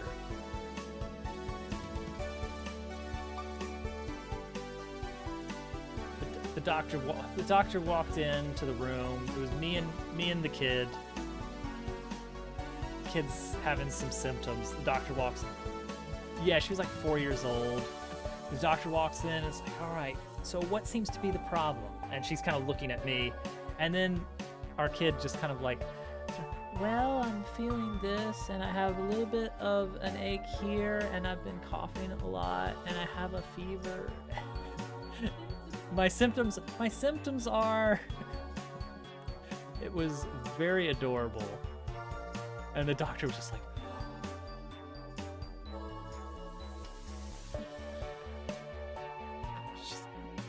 She's gonna be a weird kid, but especially weird for us, because me and Hovercat both are very... We're not the social type, and she's just taking to it as a very normal child would.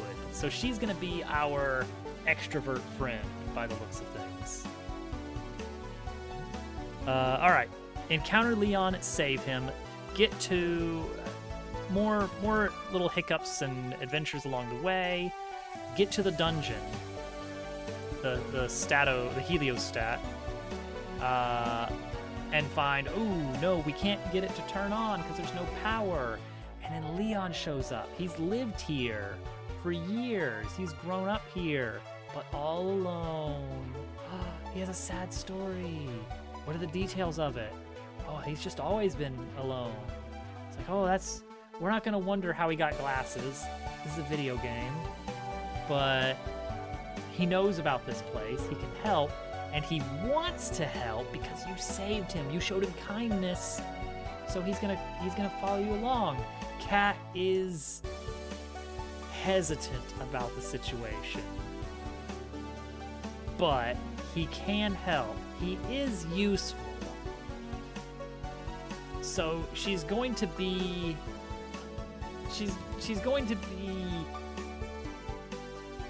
her internal struggle is, I really don't want us to be responsible for this kid getting hurt, but he is useful to me. Bring the child along.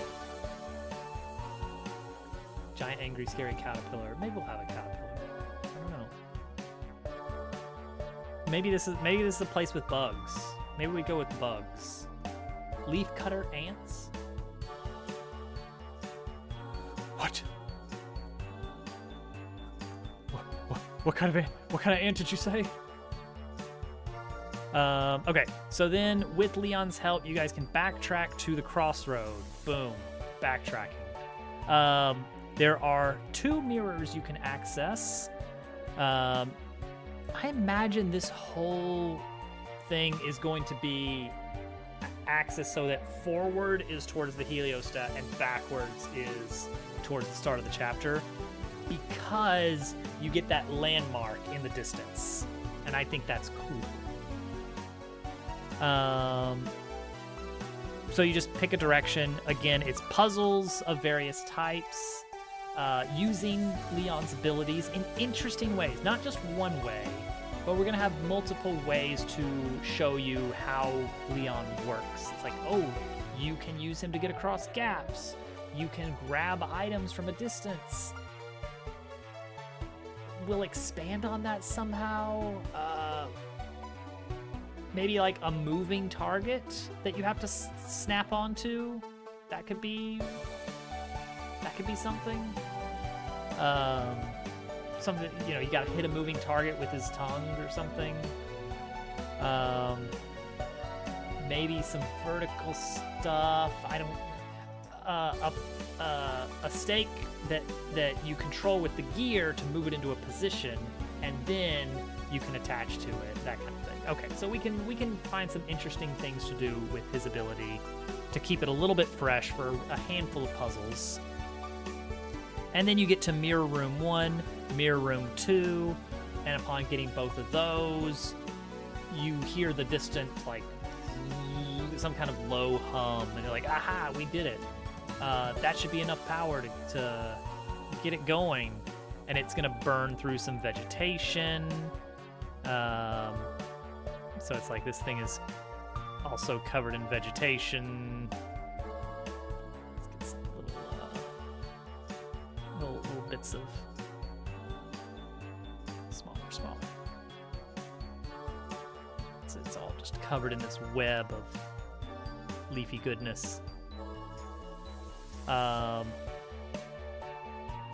then you can get into the tower and start the actual dungeon, and then that's the back half of chapter 2. So there's less interaction with like a town like there was in chapter 1.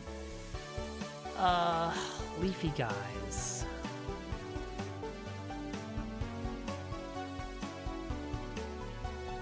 Do we want leafy guys? Do we want... I think Leon is the only person here, but there should probably be a shop. Sunflower.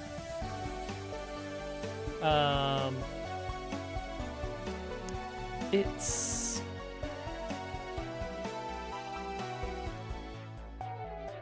Oh, so before all the hubbub, we were talking about the potential boss fight. Let's doodle some boss fightage. Doodle some boss fightage. So I like the idea of some kind of big plant thing.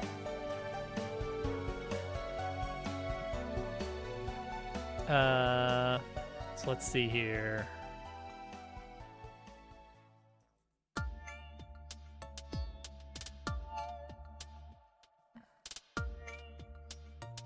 Some leaves. And then some kind of big sunflower.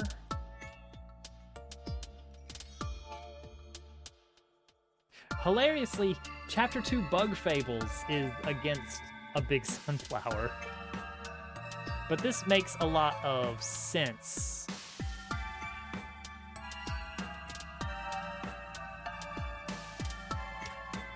Thank you, Willow. This does make a lot of sense from like a standpoint of the general idea of how this will work. Evil sunflower. You know what? Runaway Rabbit. The first boss was a giant sunflower. The enemy, the smaller angry sunflower, is called a sunglower. And I think that would be a good name for an enemy like this.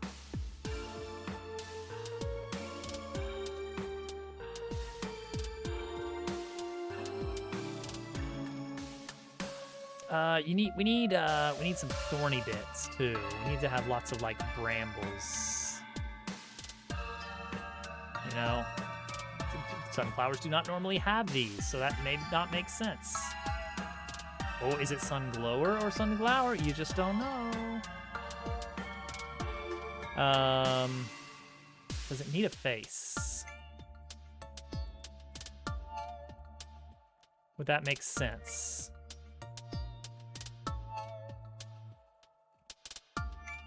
Just have one big eye.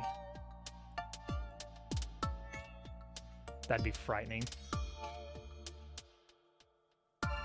Oh yeah, Audrey too.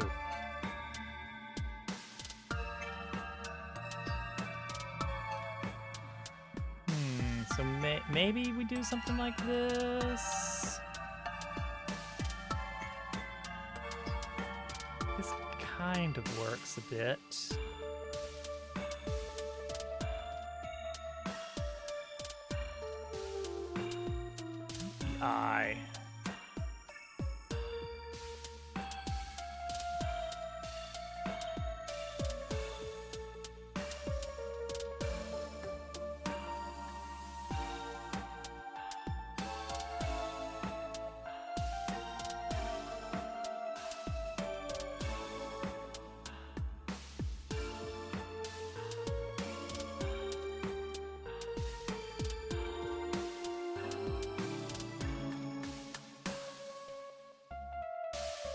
Tons of eyes. Oh, horrifying.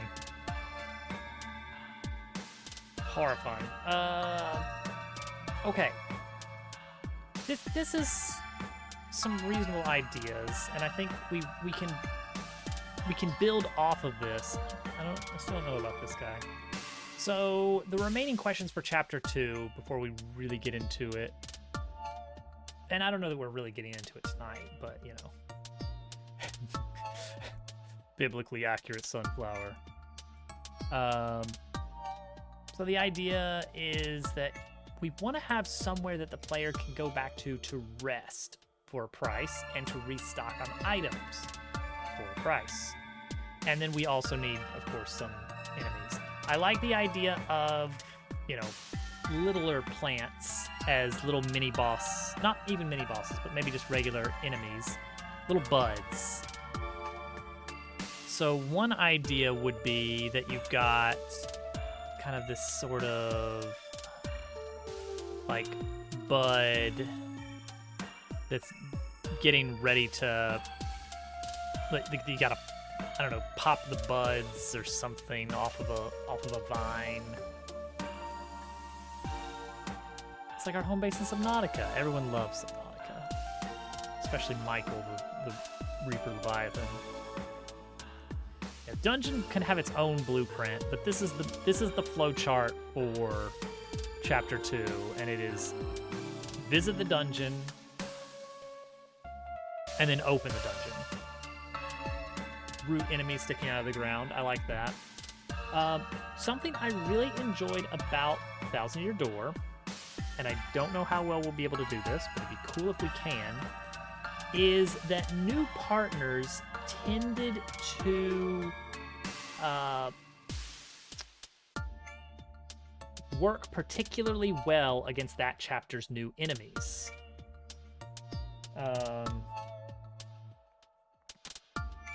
So, for instance, coops that you get in Chapter 1 can hit everything on the ground in one attack if you have the points to spend on it, which is handy. Yes, like in Zelda with the weapons. So, much like in Zelda, a lot of the puzzles are going to be solved using your newfound ability with Leon, with his ability to have a sticky tongue. His combat abilities haven't been fully laid out yet. So far, the only thing I've got is he can hit everything on the ground level. And also the first thing on the ground level, which is not much different than what Cat can do, honestly. So I feel like I need to give him some kind of alternate move, maybe? Every partner gets 2 moves to start with. The thing is that Cat can already only hit the first enemy on the ground. Oh, good. Thank goodness that Twitch is keeping people in the know about this. Cat can only hit the first enemy on the ground, which means that there'd be a lot of overlap with what Leon can do.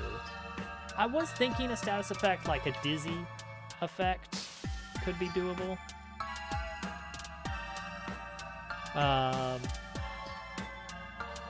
Because one of his placeholder moves that I've got is called Tongue Twister, that attacks all enemies on the ground with his tongue, and that would be cool if it's like, oh, it twists them around and makes them dizzy, and then now they have a chance of missing if the status effect sticks.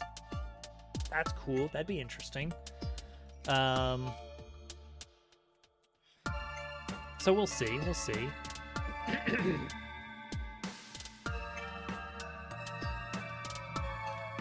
Does something with a shell. Whose shell? It's like it'd be good if he was able to attack enemies that Cat normally could not. Oh, like his eggshell. He keeps it. Yeah, he kept it. He keeps his eggshell. He's still got it.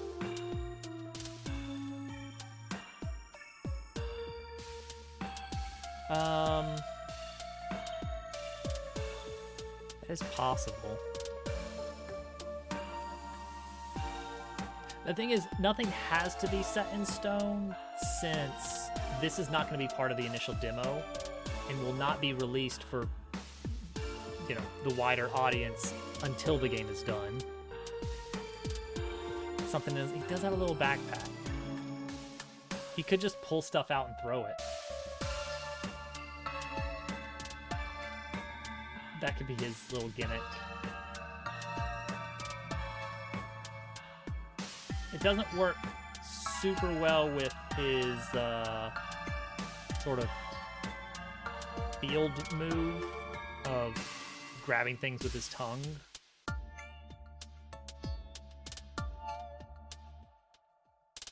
Is there a way that we can work that in?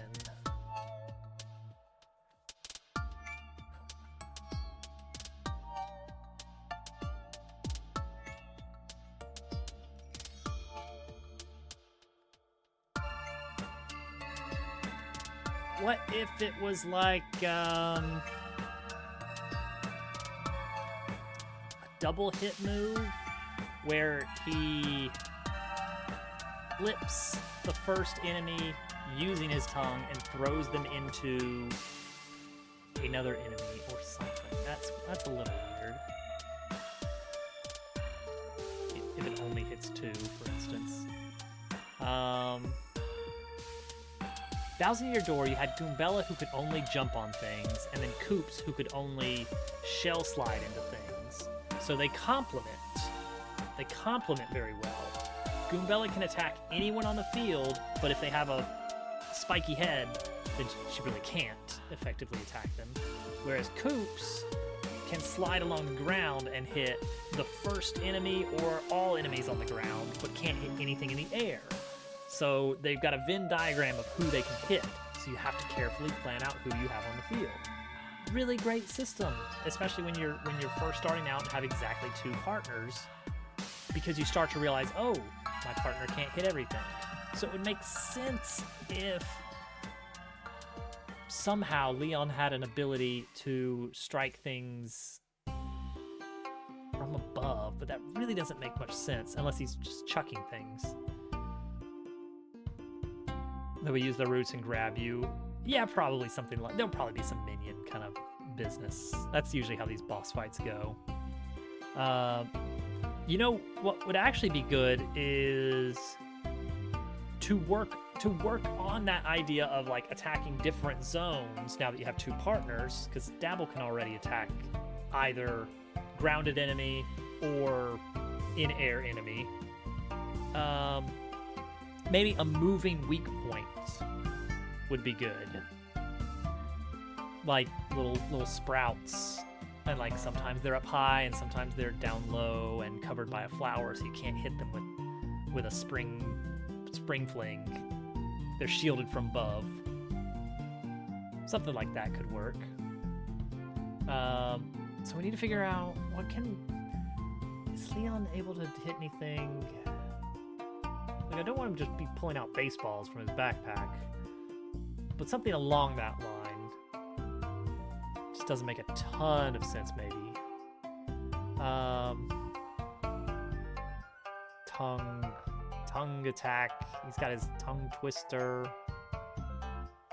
But it would make more sense if he can only hit things from above, but that doesn't really work here, does it? Do we need to move him to a different chapter? I sure hope not. That would suck.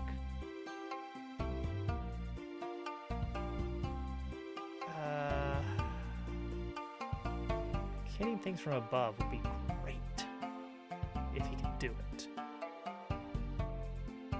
But his field move is already stick out tongue and hook shot around.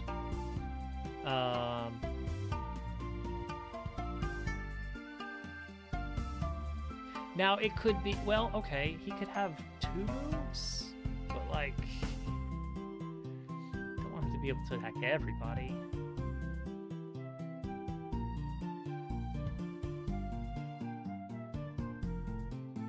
It feels very arbitrary to do it other ways. Like, this itself could be we could move this to a later chapter, so that's not as big a deal. It's like, all right, we've already handled the whole, here's a partner that only attacks things in the air or from above.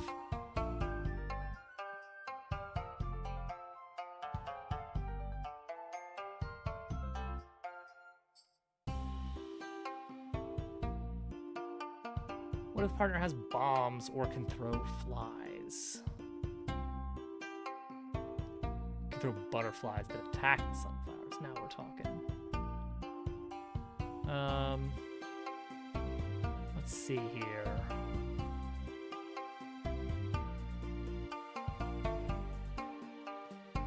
Maybe it could be that he can attack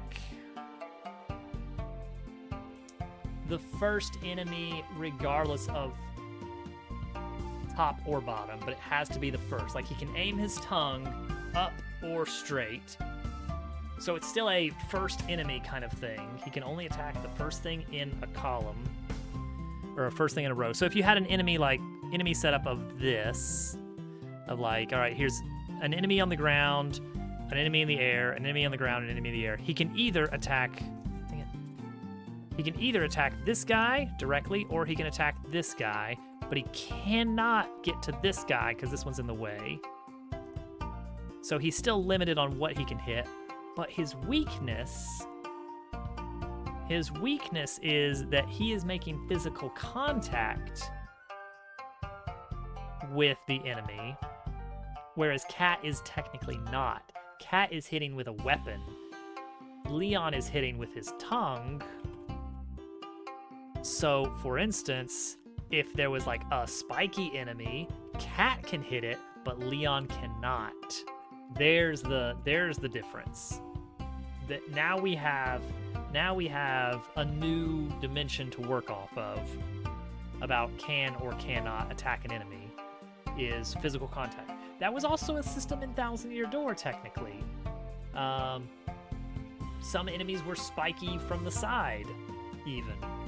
But you could still hit them with your hammer, because you're not touching the spikes. But Flurry, although she can reach the enemy, she cannot strike them because she's doing a body slam and she gets hit with the spikes and takes damage instead of the enemy taking damage. I think we can work with that. I think that can be the reason that there's a Venn diagram, is some enemies are in the air, so Cat can't reach. Some enemies are spiky, so Leon can't hit. And so for the boss, we have a setup where you have maybe some sunflower thorns in the way. And it's like, all right, Cat's got to deal with those, but once those are out of the way, then, you know, Leon can strike the back line or whatever. Actually, yeah, that works fine.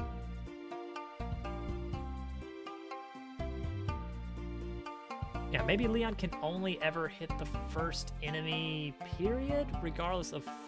Yeah, that's the trick, is like, in this situation, should Leon be able to hit this enemy?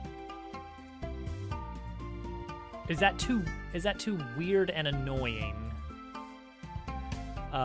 for a player to wrap their head around? It's like, if I have the first enemy flying, then I can't hit the... See, that doesn't make any sense. I should be able to hit the first flying enemy or the first grounded enemy, but not the second of either type.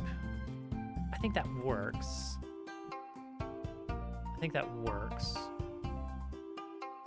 So how do we force a situation where both have to be cleared out to damage the boss? We'd have a spiky enemy on the ground for Cat to clear out. But if the main enemy is like just in the back, well, Leon can just take care of that. So maybe it's like a stacked enemy situation where the enemy is, oh, maybe it's just like a tall thorny vine that covers both the flying and the not flying. That would be interesting. So a thorny shield, only Cat and Dabble can take that down. And once they do, then you can reach the flower, which is up high. So Leon can hit or Dabble can strike with springs from above, but Cat cannot hit. But Cat can deal with the occasional little enemy flowers that are spawning. She can knock those out pretty decently. Okay. I think it wasn't my intention to have to figure out the boss fight, but it does help decide what Leon's capabilities are, like what his limitation is. And I think the idea of enemies being spiky is a decent one. Thorny enemy. Good concept. Thorny enemy that Leon cannot help with. Okay, the other missing piece of Chapter 2 to figure out is how do you resupply?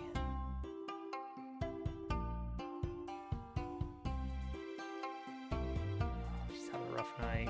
Too hot, too cold, too hot, too cold. A shop would be good.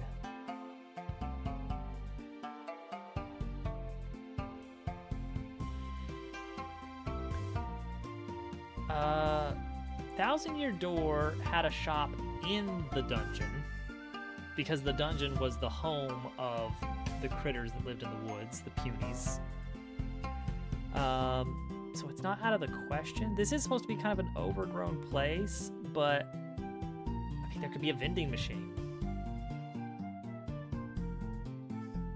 It's by what, health or items? Both. Chapter 1 has a town that has an inn you can stay at and a shop where you can purchase items that can replenish health, mana, or be used as attacks. And those are pretty useful to have on stocked up on. Power Ranger series, nice. I think I know what this place might need. What about like a little autonomous, a little autonomous fella of some sort that's still running like a vending machine and can help you out? I mean, it could just be a vending machine that talks to you.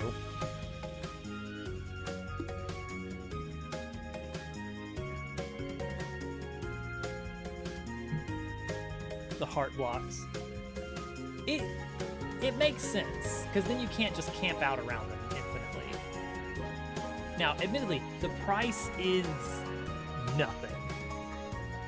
Ultimately, with how much money the game throws at you, the price of the heart blocks doesn't even matter.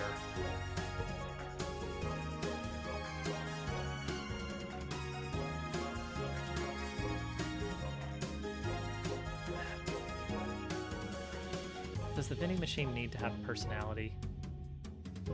Or can it just be just a vending machine that inexplicably has fresh fruit on stock?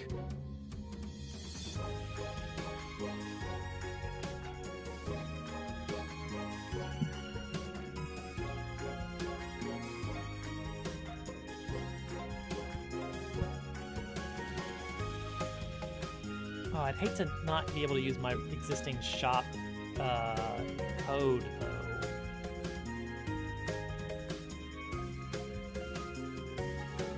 It wouldn't be the first time that I've had a vending machine with personality kind of character.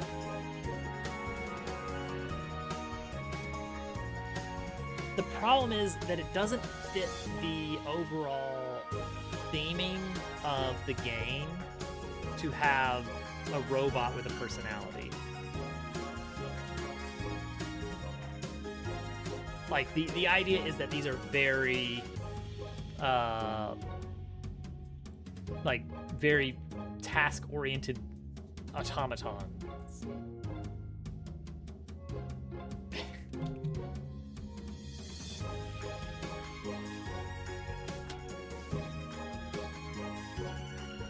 But something where you can buy items.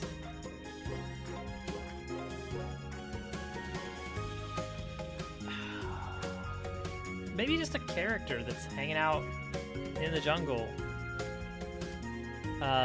Just outside the dungeon. Because like Poketail's Castle doesn't have a shop in it. Once you're in it, you gotta be stocked up.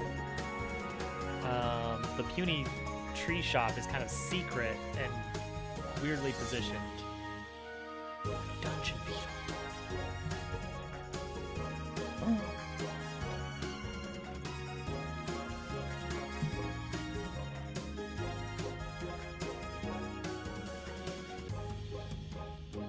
He's a dung beetle. Ah. Because you see. Ooh, bugs as characters. A paper-like game with bug characters. Tricky situation there. The scale gets weird if we start... Like, it's already a bit of a stretch that snails are huge. I guess that does mean we have precedent. I'm leaning towards something in the jungle itself. Close to the shop, or close to the dungeon.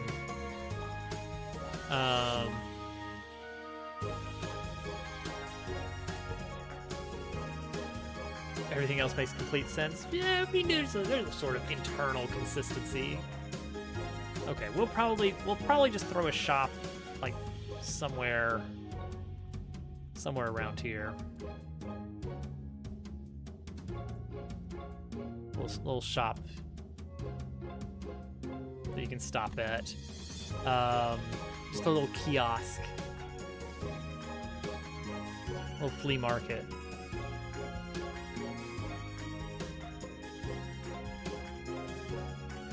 It could be someone from the hub zone setting up like a second location of their shop. And then there's a little gag about like, well, you know, there's not a lot of people coming through here. It's basically just an empty jungle. What are you doing out here? It's you know, prime real estate, no competition out here. And then that's basically it. It's location, location, location.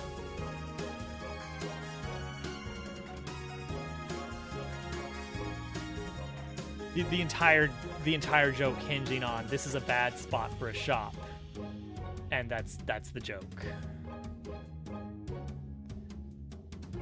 Now as far as an inn to stay in, that could be set up there too. Like it's a village of 2 people. Probably, I haven't replayed 64 in years. I really should at some point. Thousand Year Door, I've played through that plenty of times. Most recently, I was playing it today.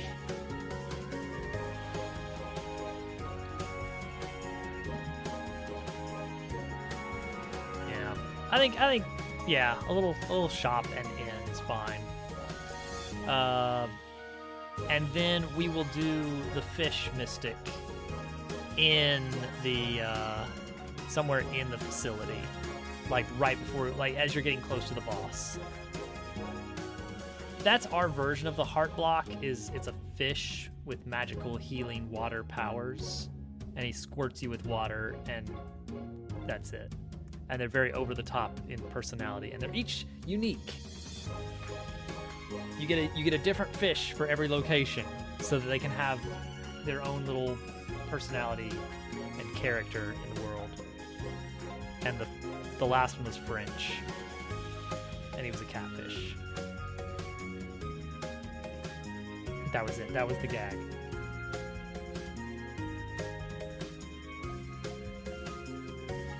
As far as enemies go, we will probably go for sort of this it's an RPG trope. Tried and true is the botanical creatures of thorny plants and mushrooms with spores and whatever else. I don't know if the turtle will make it in to chapter 2, but There we go. Giant ants, maybe. Maybe giant ants. I don't want to step too much on Bug Fable's toes, you know?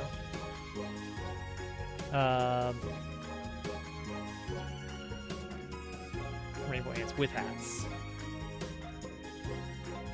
But yeah, that gives me a pretty good idea of the location. Mirror puzzles will be the main thing that you're solving, but possibly only twice. Just normal-sized ants. Where are they? Good luck. Other potential roadblocks and hazards. We can have some of the solar array like broken down, like fallen over. The facility is going to be chock full of all kinds of mechanical stuff, so that will be no problem. But we want to twist it a bit and have it be biologically intertwined with roots and vines and thorns working with the machinery. It's one unit now. You're absolutely right, Al. Every chapter needs a minigame, for one thing. Now, where does that come in?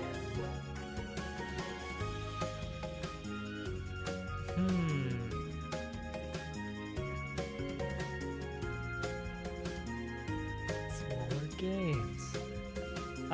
We could have a mirror rotation, but not like a puzzle version. It could be like a... what could you do with rotating a mirror that fires a beam of sunshine? You could do you could do like a survival tower defense sort of thing. Like, all right, we got waves of something coming at you. Rotate the mirror around and do the thing.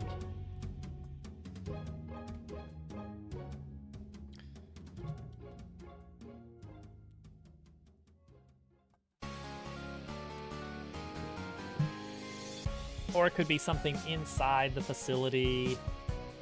What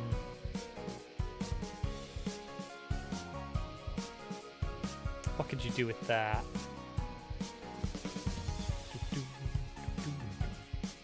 I don't know. Come up with something. A reverie puzzle. Power routing, possibly.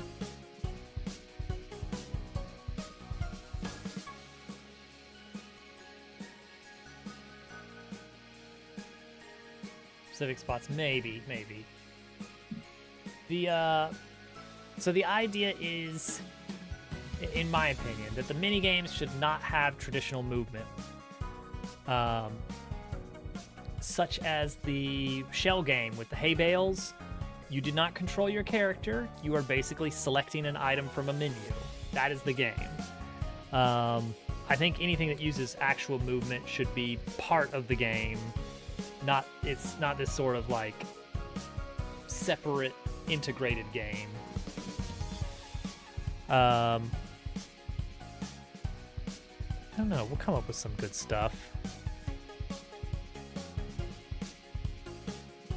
Tic-tac-toe game against your partner. If anything, it would not be against your partner. It will be something. So the idea is you will need to. I was thinking something vaguely Ball Catcher Pro. But no, we've already used Ball Catcher Pro for your special attack.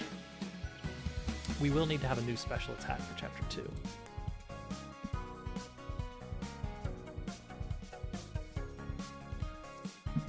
But we totally already did Ball Catcher Pro.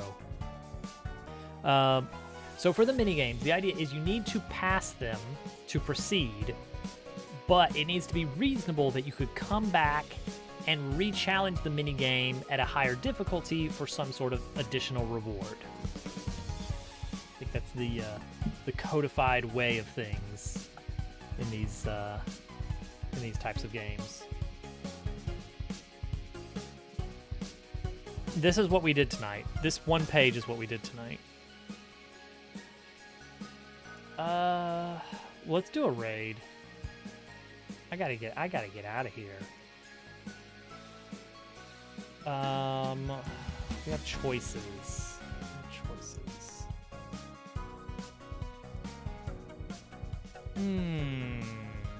D is doing Hades for the Archipelago run. The other major choice is Photon is getting close to the first release of his game. It's still alpha. Champion's doing Zelda? He didn't show up on my list of follows. I don't know if he's... No, he actually just finished. He just finished that run.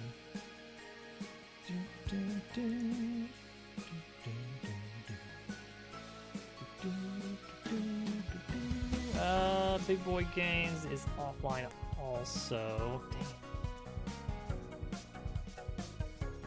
I keep missing him. He's like a little bit earlier than me. Yeah, he wrapped up just a bit ago. I don't know who that is, so I'm not gonna be able to raid them. I need to know the person. I need to be buddy.